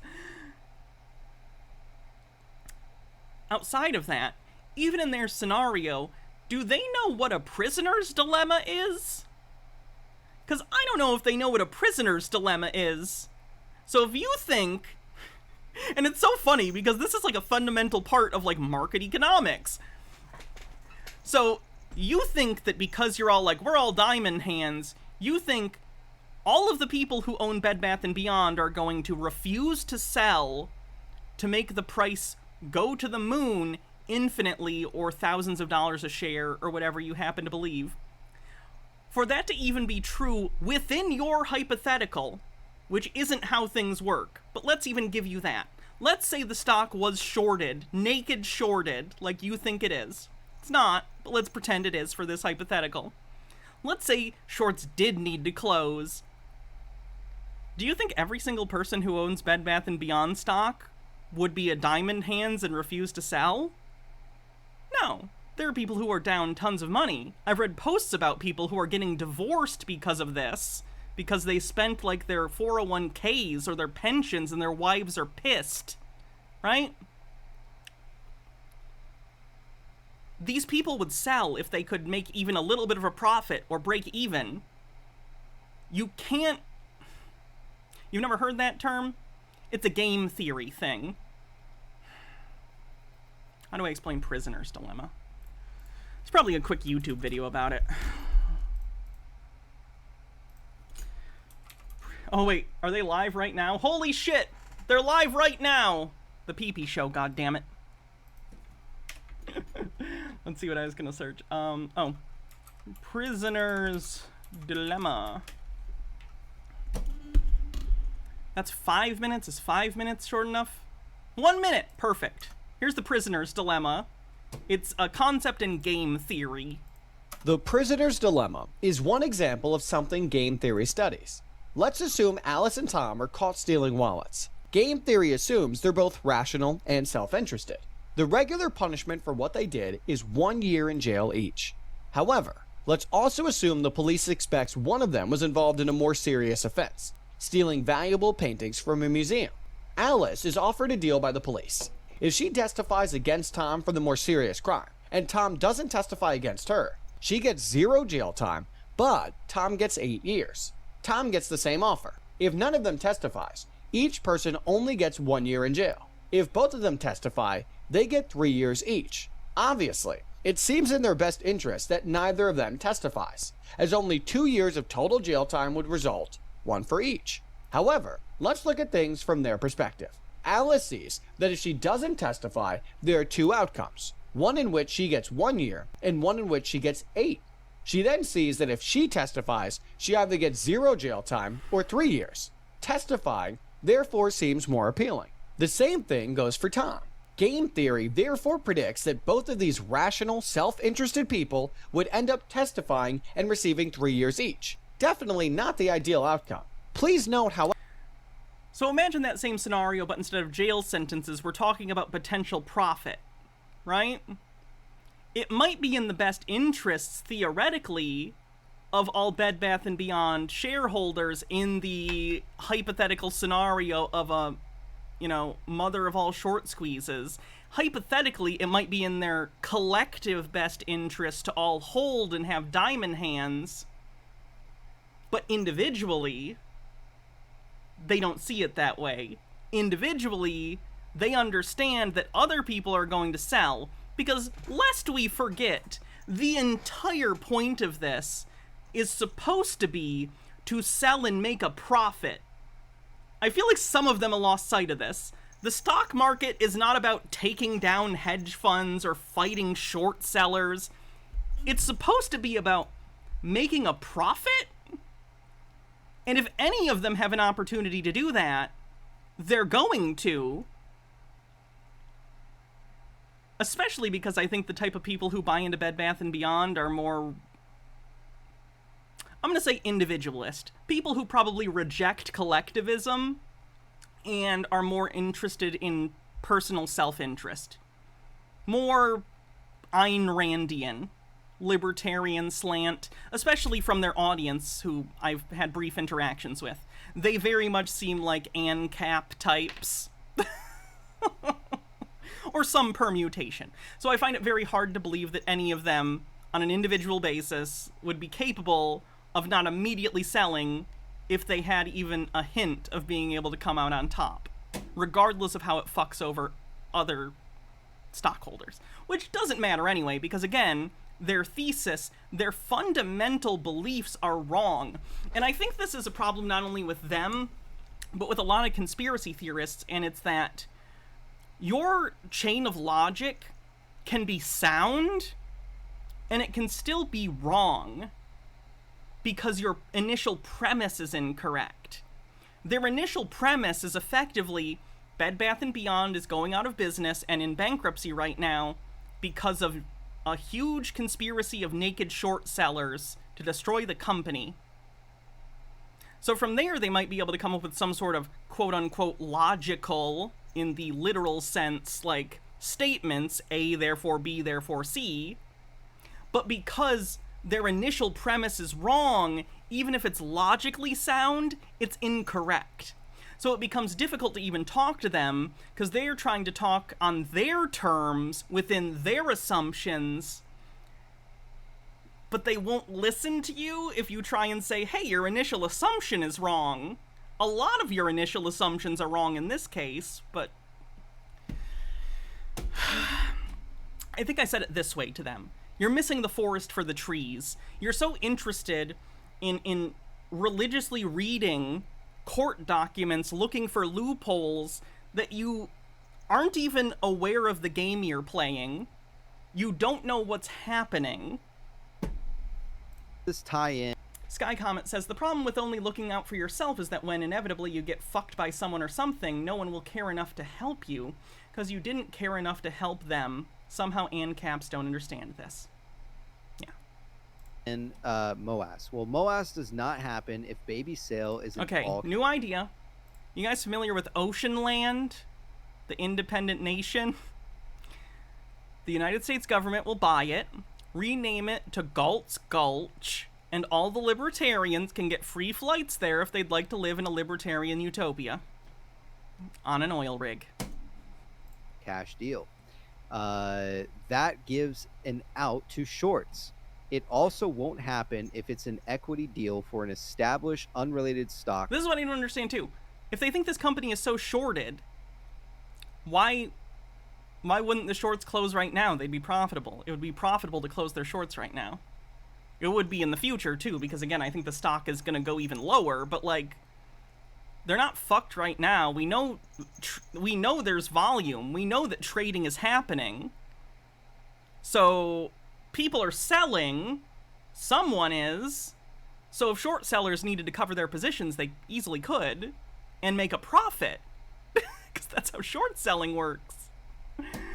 Speaking of Ayn Rand, have you ever seen Walter White as a Randian? Like, it's so obvious to me that he's an Ayn Rand character meeting real life and it's smacking him in the lung. Just haven't seen a YouTube video on it directly. I can see that. I guess I always saw it more, and this is probably just because of my concerns. I tend to think of things in, like, psychological contexts, and to me, I more think of him as a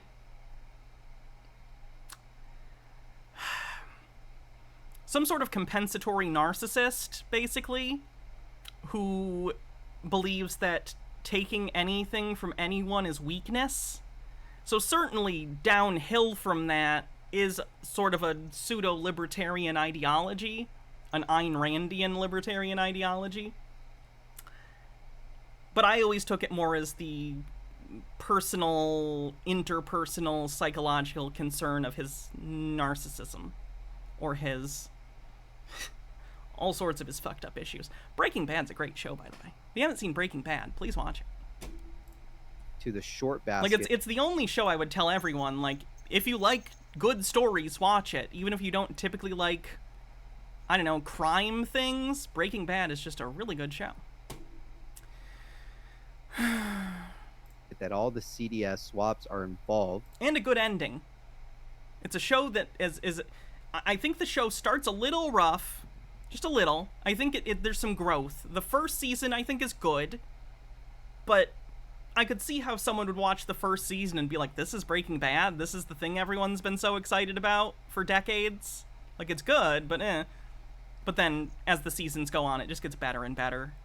Watch Breaking Bad. This is why many think RC is hugely involved and connected with GME in some way here. Why? Because the stuff. If you're gonna watch Breaking Bad, I guess trigger warning for narcissistic personalities, murder, drug addiction, gaslighting, could be threatening stuff. I don't want to get too specific. It's a good show. Watch it. Easily borrowed and paid the levy fee or dividend to hold off most holders of Bed Bath stock today. People would have to buy the new stock to put short pressure on it there, and it's just not very likely to I happen. wonder what they're talking about right now. I know they're live. I hate my. Why am I even gonna put this on? This platform is by providing the actual products to construct those 3D 3D metagate NFTs. Actually, I don't think they will be called metagates. So they'll be just NFTs corresponding to the products that need to be generated in order Wait. to be placed in the. I'm so confused. What are they reading? I gotta go back. I know it's live, but I gotta go back to the beginning of this DD because it sounds fucking crazy. Oh no, what is this dog shit? Oh boy. Sure. Is this some metaverse stuff? The There's this, again, it all ties in. The metaverse, NFTs, crypto, these scam meme stocks. It's just, we live in a scam economy. Metagates screenshot that I had there. There's a saying in finance that says when the tide goes out, you see who's not wearing shorts. You know? The tide going out being a metaphor for rougher financial times, higher interest rates, stuff like that. I kind of feel like we're in a situation where the vast majority of people in the economy don't have their shorts on. It's concerning.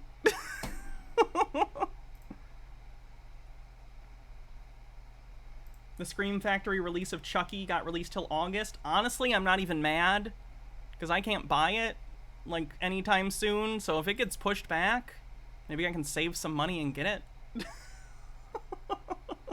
Yeah. So so this is a screenshot taken from a Voyage AR tweet. If you check the image links, if you click on the image link, it will take you to that tweet. One second, I gotta pull it up. Sure. Metagates can do. And next image in my post. This says, if you thought metagates were just pretty NFTs, you'd be wrong. Each one gives you access to your own customizable virtual space where you can place your own NFTs and 3D assets. There are already games that let you do this, and you don't have to buy NFTs. You just buy the game, and then you get all the furniture, and you can do whatever you want with it.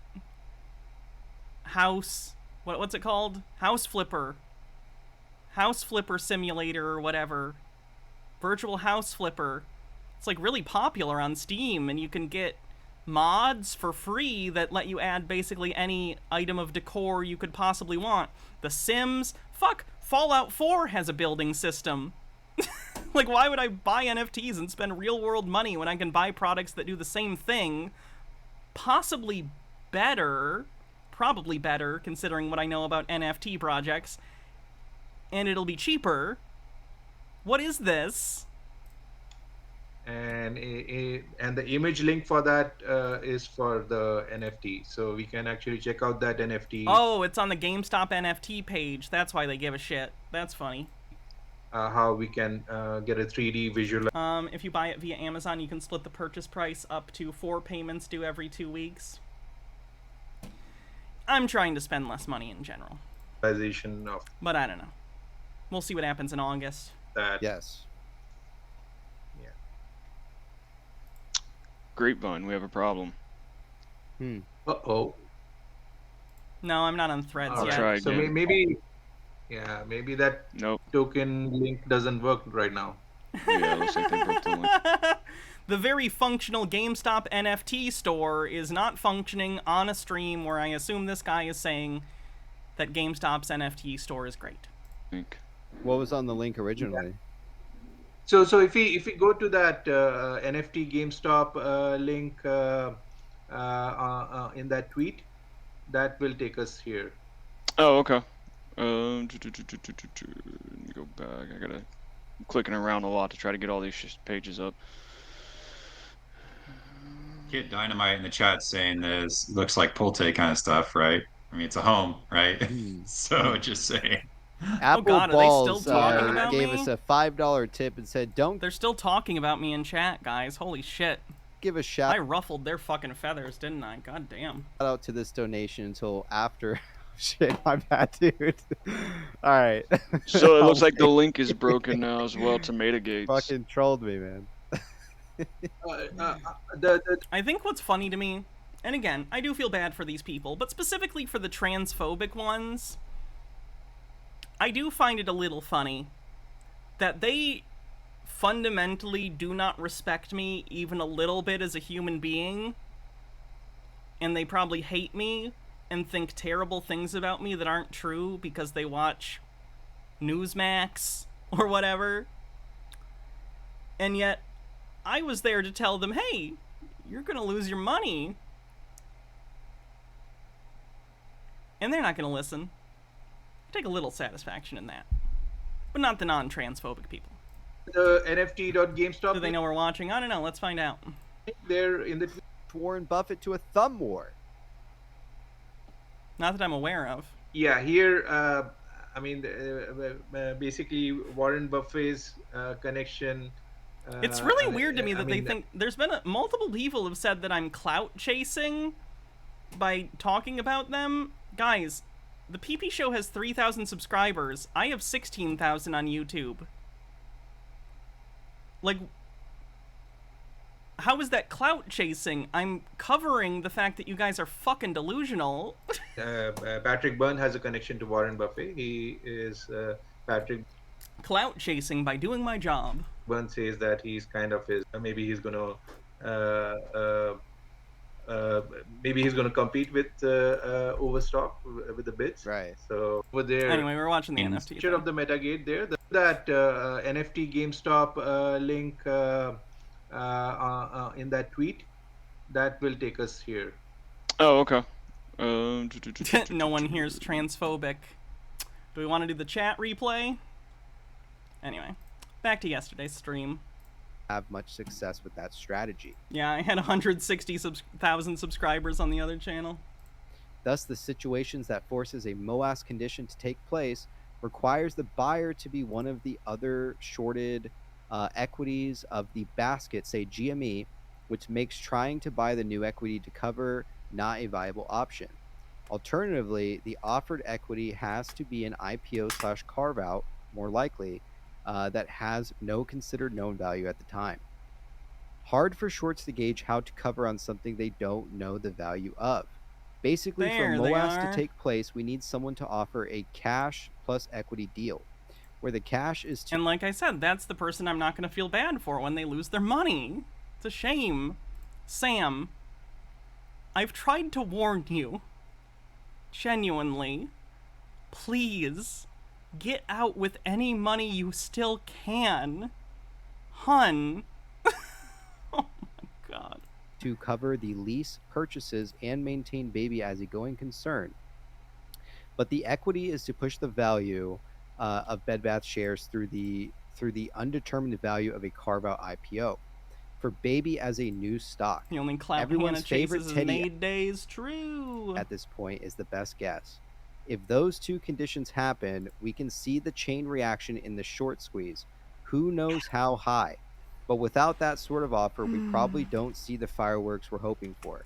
If it's not all gloom, though, as many of us will still walk away profitable from the buyout / cash offering portion of any deal. That is, as long as your buy-in is sub $6 at this point, probably.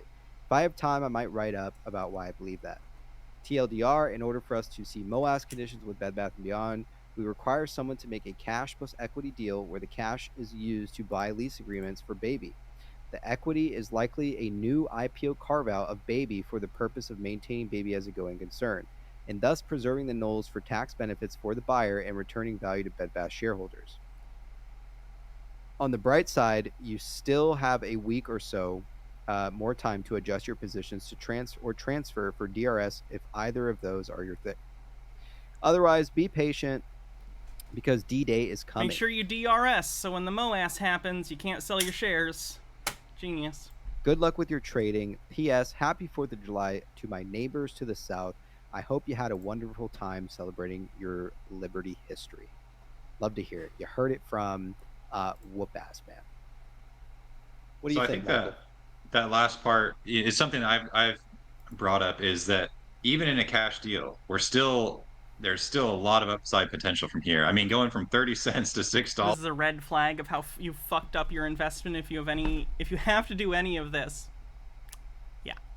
And the funny thing is, I think a lot of people, like ABC, who's not on screen right now, but you can see the place where he would be, this, he claims, is his first investment, so I don't know if a lot of them don't know, like, if this was genuinely their first investment for a lot of people. But, like, this is not normal. This is not how investments normally work. Holy shit, if you're doing this, you're fucked. I mean, that's a pretty big return on investment. And even if you're being a lot more conservative than that. I want to know collectively, PP's entire audience, what is the loss? Collectively.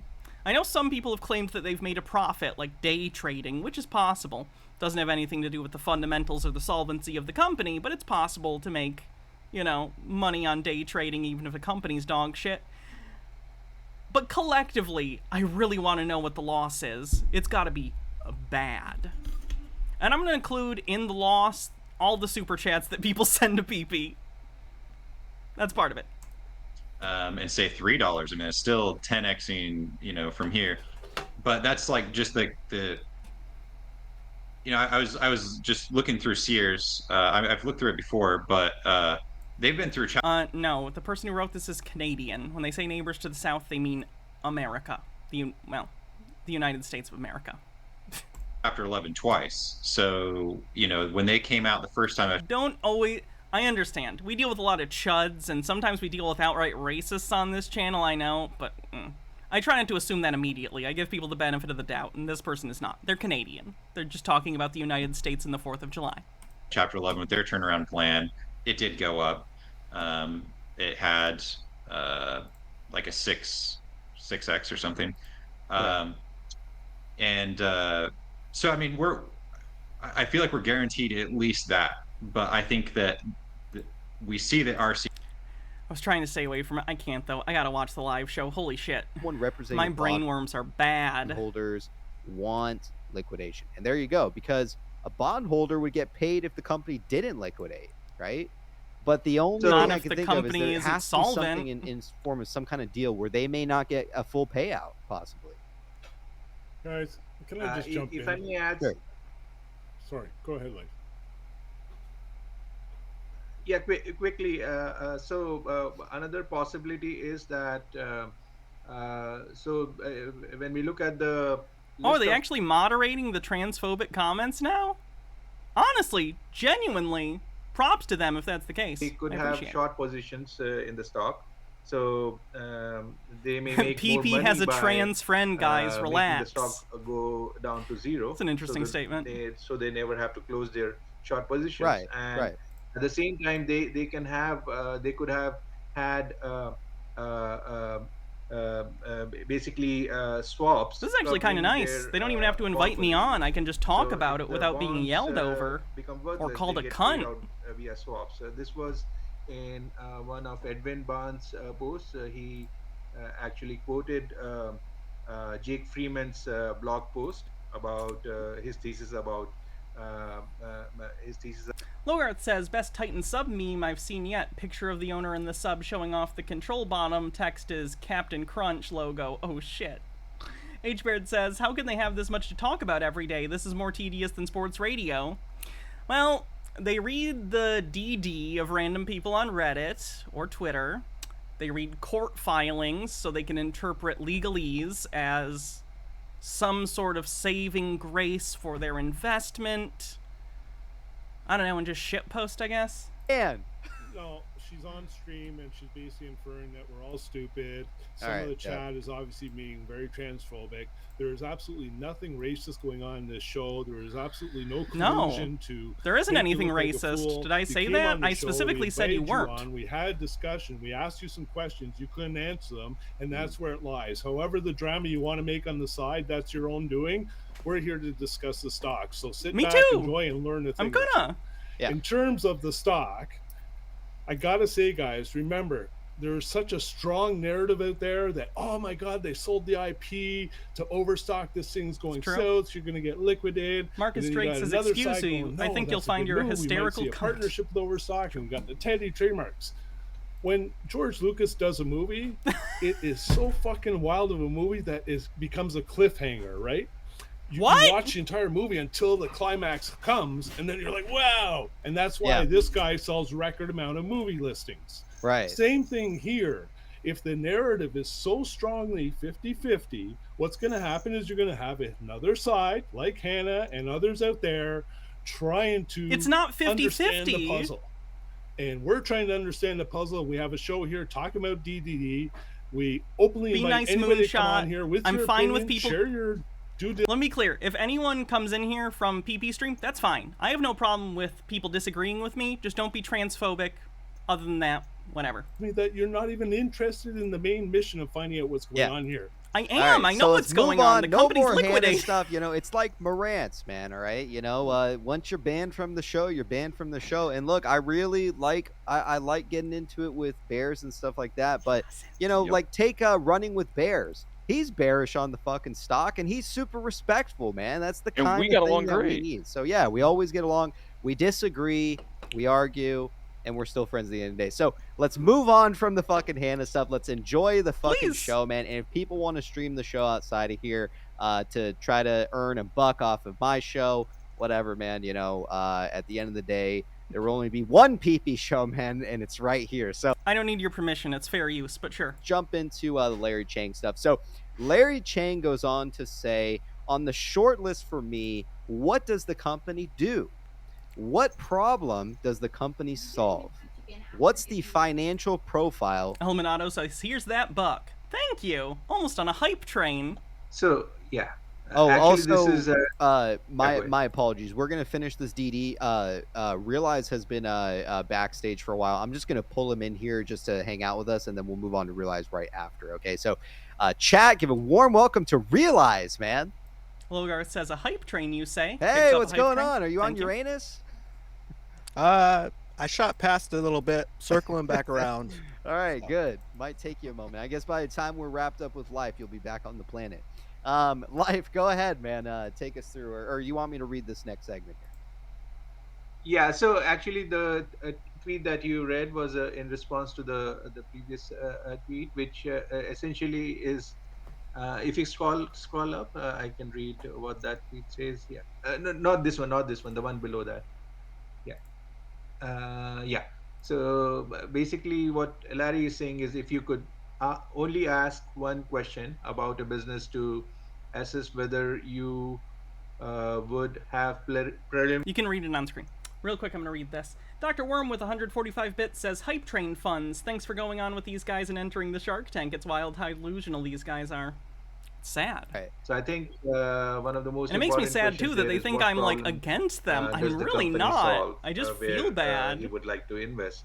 So we saw in the previous images how Bed Bath & Beyond would the assets that Bed Bath & Beyond has would, or can Someone's be about to used say something stupid, create chat. this, Keep an eye out. Next generation, like in chat, business platform that Dragonfly is looking to develop, right? So this essentially also helps retailers to avoid the high cost of real estate, right? So that MetaGaze platform can be used to show Gnome Pickle says, translation of their bit. Wah, I dislike being criticized, but thank God it was a member of a marginalized group that did so I could ignore her critique and just attack her directly. the funny thing is, like I don't think that's... PP Seeds, I don't think is transphobic directly. I do, however, think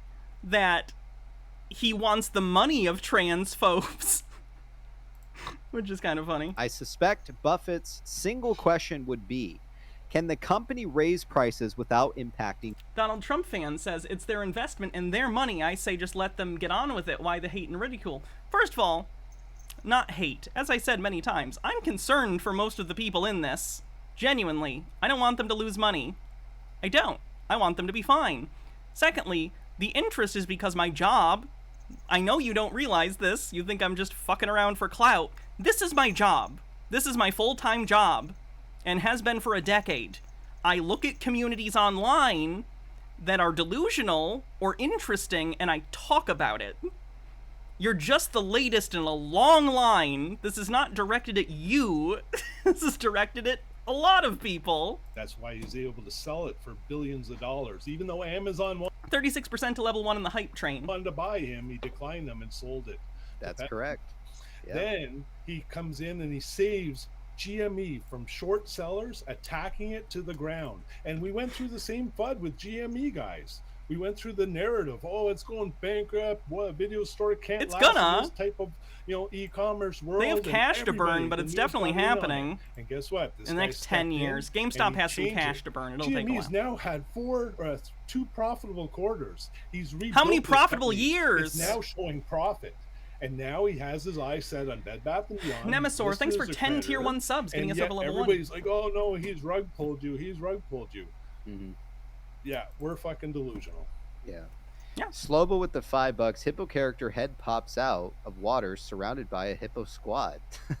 Love it, man. Appreciate the love. Appreciate the tip. All right. I guess was that it for our DD? It's gone. That was the last screen. Yeah. Okay. So, Life, to sum it up, man, before we move on with Realize, tell me what you're thinking, man, as we move on from some of the DD that you wrote here, and give us your ideas, man, for heading into tomorrow. Yeah, sure. To summarize the post, what I wanted to convey in the post is that Bed Bath & Beyond stores and currently the current assets. One sec. Logarath says, I've made this joke before, but it's just so good. Bed Bath & Beyond solvency. And the Donald Trump fan says, I'm not fully clued up on BBBY, but it's under Chapter 11, isn't it? That's restructuring, I'm pretty sure. If it was 7, I'd agree. I understand where the misconception is coming from. I actually had to look this up myself. You can do Chapter 11 liquidation. That's what they're doing. Chapter 11 just allows the people at Bed Bath & Beyond to remain in charge of the liquidation. Chapter 7 would mean that the creditors get control. So the only difference is that they're liquidating, but the Bed Bath & Beyond people are in charge of the liquidation, basically, pending approval of the courts of the decisions they're making. Overthought, thanks for gifting us up. The current consumer thinking is that for when people want to buy stuff for their kids, babies, they would like to physically touch and feel it, right? Right. So that's where more physical stores would They're be, literally liquidating. Like, I understand that you don't more want to friendly believe to- that. or They that's are. what, I am consumers would be telling looking you for. they But are. Bed Bath & Beyond products actually They are literally, like, the whole, like, going concern baby auction thing. Do you understand what that means? That means they're trying to sell Bye Bye Baby. Not share it, sell it. So once they get rid of Bye Bye Baby, and the rest of the Bed Bath & Beyond stores are closing around September when they lose the rights to the name, they have nothing. There's nothing to... They're restructuring in the sense that they're moving things around and selling shit, but they're not going to continue to be a business. And if Baby does, it'll be under someone else's management, completely disconnected from BBBYQ. It gets canceled, like that's it. That's all we. We're here because when you start getting Notice these of pieces, cancellation. these hit I got it. pieces Yeah, I today, remember it. The street always hears early. Yeah, in the got Discord, it, Travis got said it. he would strip live if it was canceled. Do you guys remember that in the Negative Discord? Ghost Rider. Is the thing tomorrow canceled? Because that would not be good for Bed Bath & Beyond, but I'm assuming they think it is. Cat Lady, thanks for 4 months. Green with the gifted PP Show membership. Appreciate the love, man. Appreciate the support. If you received a membership, man, from Crayon Green, be sure to give thanks, man. Enjoy those PP emojis. Is it fucking canceled? What the fuck? Let's find out because I've been Hold saying this that. shit up, man. All right, Yes, it's Travis, up. Travis, It's up. All right. Hold on. Let's go. What the shared. fuck? Here, Minute left on the docket hype train. 1208. All right. This just dropped? Cancellation of Bye Bye Baby Going Concern auction. Oh, that's not good for them. All right, let me see where it says it's canceled. Where I can read Uh-oh, they're gonna misinterpret this. All right, so please take... What would it mean if it was canceled? That would mean that they couldn't find a buyer that wanted to buy the company as one whole functioning piece. Going concern.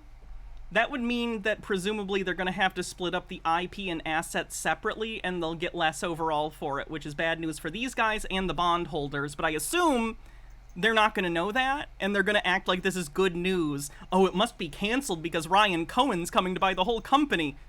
No, it's canceled because they probably couldn't come to a deal for the going concern.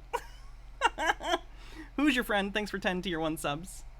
Getting us over level 4. Well, it's saying that they did not get enough bids for it. They said, oh my god, it's in the document. So, yes, yes, yes. Here's the thing. They didn't get enough bids. It Holy could shit. mean that there's already somebody that's bought the company, and whatever bids they did accumulate, because they kind of called postponed it. Right? Yeah. I don't know if you're allowed to bid prior to it. I want Realize to jump in on this. Yeah. I want your brain, Realize. Vinda fucking Cation. Yeah, I'd say that could be a possibility. I don't know enough about the procedures with it to know for sure. I think the July 3rd. I can call in if you want that was the me deadline to. For that specific IP, right, where it could be canceled. Me out to and added explain to a bundle of sorts with the baby IP and the baby going concern possibly. So. Here's where I want to jump in, Realize, and I really admire your thought process. Under the rule 382, I'm so glad we're watching this live. Holy shit. The Knowles, you actually have to set a target date where you do a measurement of who owns what shares and what percentage, because there's a lot of rules in terms of the 5% ownership and everything and how much. I'm literally shaking. I'm so excited to watch this shift in real time. I'll shut the fuck up now. Where there is a new owner behind the scenes, so to speak. Going concern means the business will continue to function. They couldn't get enough bidders for the baby store as a going concern, meaning no one wants it. So they have to split it all up and liquidate it. It's under 382. And the only way... The goalposts have gone plaid. To it, but this is being court approved already through the Knowles, so it eliminates any... Did I get banned yet? Right. John with the $2. Pleasure to be here with you all in this chat. Chat, give some love to John, man. Appreciate the tip, man. Appreciate you supporting the show. Wow. So I was actually kind of thinking about whether I was looking at if Ryan Cohen did a SPAC in order to buy Baby, it would make sense, but like that would take a little bit longer. So I was like, how would that work as far as an auction? And so it kind of makes sense that they wouldn't auction it during. Peacocksaur says, is it just me or being this into stocks is kind of sad? Also, are you planning to get back into Terrible Drivers? We finished Canada's Worst Drivers, actually. The VOD should be up on Twitch. Carbcosian says their most valuable bit is basically worthless as a whole. Yes. Who's your friend says, excellent Spaceballs reference. Thank you. $2 again, man. Wow, appreciate it, man. Bad news early, good news on time. Love to hear it. So read on. I'd like to read. I don't want them to lose their money, but I love this kind of stuff. Watching this kind of thing happen in real time is fascinating to me. It's an academic interest, trust me. I feel bad for these people as individuals. 3 at 2 p.m. I'm banned. The Baby IP sale hearing before the Honorable Judge Peepee at the United States Bankruptcy Court of the District of New Jersey, 50 Walnut Street, 3rd floor, courtroom 3B, Newark, New Jersey, 07102. Yeah, I'm shadow banned from that chat, I think. Consistent with the procedures established pursuant to the court's standing orders regarding remote hearings in bankruptcy cases due to the COVID-19 pandemic.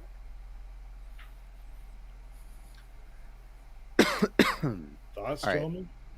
Please take further notice that through the Baby's IP sale, the debtors will not assume and assign any excusatory contracts or unexpired leases in connection with the Baby IP sale, and accordingly, the debtors do not intend to proceed on any objections related to the cure payments during the Baby IP sale hearing. Minute left on the hype train. Yeah, I think, we've had plenty of scary moments during this whole saga where, like, we didn't understand something and you kind of had to sit on your hands until some more information came in. This feels a little bit like that to me. The one thing I do think of. I don't like hearing what's that being echo in my said, ear. so I'm gonna pretend I just Are don't you understand it. The okay, It so can't the be bad February news. I just don't 27th, understand it. this What's is going on? No one knows what's going February on. 7th filing that mentioned the February 27th activation date of sorts. I mentioned this to Travis last time, and did somebody tell you have to go again, Travis? Spill the beans. It was a No, joke. I was pointing like, oh yeah, I remember this vaguely. I think But, on some basically, level, looking at so their if you look- faces, and I know body language reading is bullshit. I think PP, by the looks of them, and ABC and Michael kind of And the look offerings that already deflated. went through, as far as basically they were. I think they know this is not good. I think they were really banking on that being sold for a lot, and them getting some sort of equity for no reason. I don't know where they got this number from, but they equated to 95 million shares. No, I wasn't So, watching when they proposed it. I guess it depends possibly if what your Thank you for the opinion hype, of the everyone. actual share Appreciate it. count is, which I think there's enough smart people on multiple sides that have different opinions on that to where I don't think that's really solidified. But just for a hypothetical sake, let's say that basically Hudson Bay Capital, as a proxy for the individual investor that's still unnamed through the subsidiary that was created in early February, got 95 million shares, and Hudson Bay Capital themselves got like 300,000 or whatever was moved out of the treasury, right, to cover their swaps or whatever. That would put us from the previous share count. Why is he dressed on as a February surgeon? Is he going to confront Dr. Han? I'm a surgeon. 211.7 I'm an investor. million. I'm an investor. And the 95 million would represent a 45% control. meme. Now, the Knowles to be in effect, wouldn't that have to be one, a going concern, and two, below 50% ownership? Yes. Yes. Okay, and so what this document seems to suggest is that the going concern is no longer applicable. Is that correct? That going No, concern it says the option is for the going gone. concern is no longer applicable because no other bigger bids came in. It doesn't mean that there's not right. It is there's not enough information here to decipher it because of the legalese. Enjoy your echo chamber, Donald Trump fan. Enjoy that. Cancel the auction for it. Just because they didn't receive any higher bids, and that's why I'll just say one thing on top of what ABC was talking about before you jump in, Travis. So in that February 27th mentioning, it mentions a 20-day period that Bed Bath has. There's some kind of 20-day period where it seems like they can actually allow the conversion. So if these if these warrants in effect are actually preferred warrants and not traditional warrants, I'm wondering if there's a possibility that where they wouldn't show up as breaking the 5% ownership, which I believe would still require a disclosure whether or not you have privacy on your 13Fs, if it was a 13F institution that was holding those. So if that's the case, this may not be, but if those were only converted recently or yet to be converted, perhaps they're waiting to get that share count solidified to consider the null. That's, and yeah. whether it's going to apply or not. And there's definitely a date that has to be set in advance before the transaction can actually happen. And so they set something called a market date to evaluate those knolls. And then the percentage of ownership has to change, and then it becomes effective. Looks like we got some people backstage. We're gonna go ahead and pull in Pete. Looks like Pete the Pilot's backstage, and we also have Smudge the Cat. We're gonna bring in as well. I don't know if Rock Solid wants to come in. Rock Solid. So, I have to. I might have to clear. Pete you out. chilling in private chat here, folks.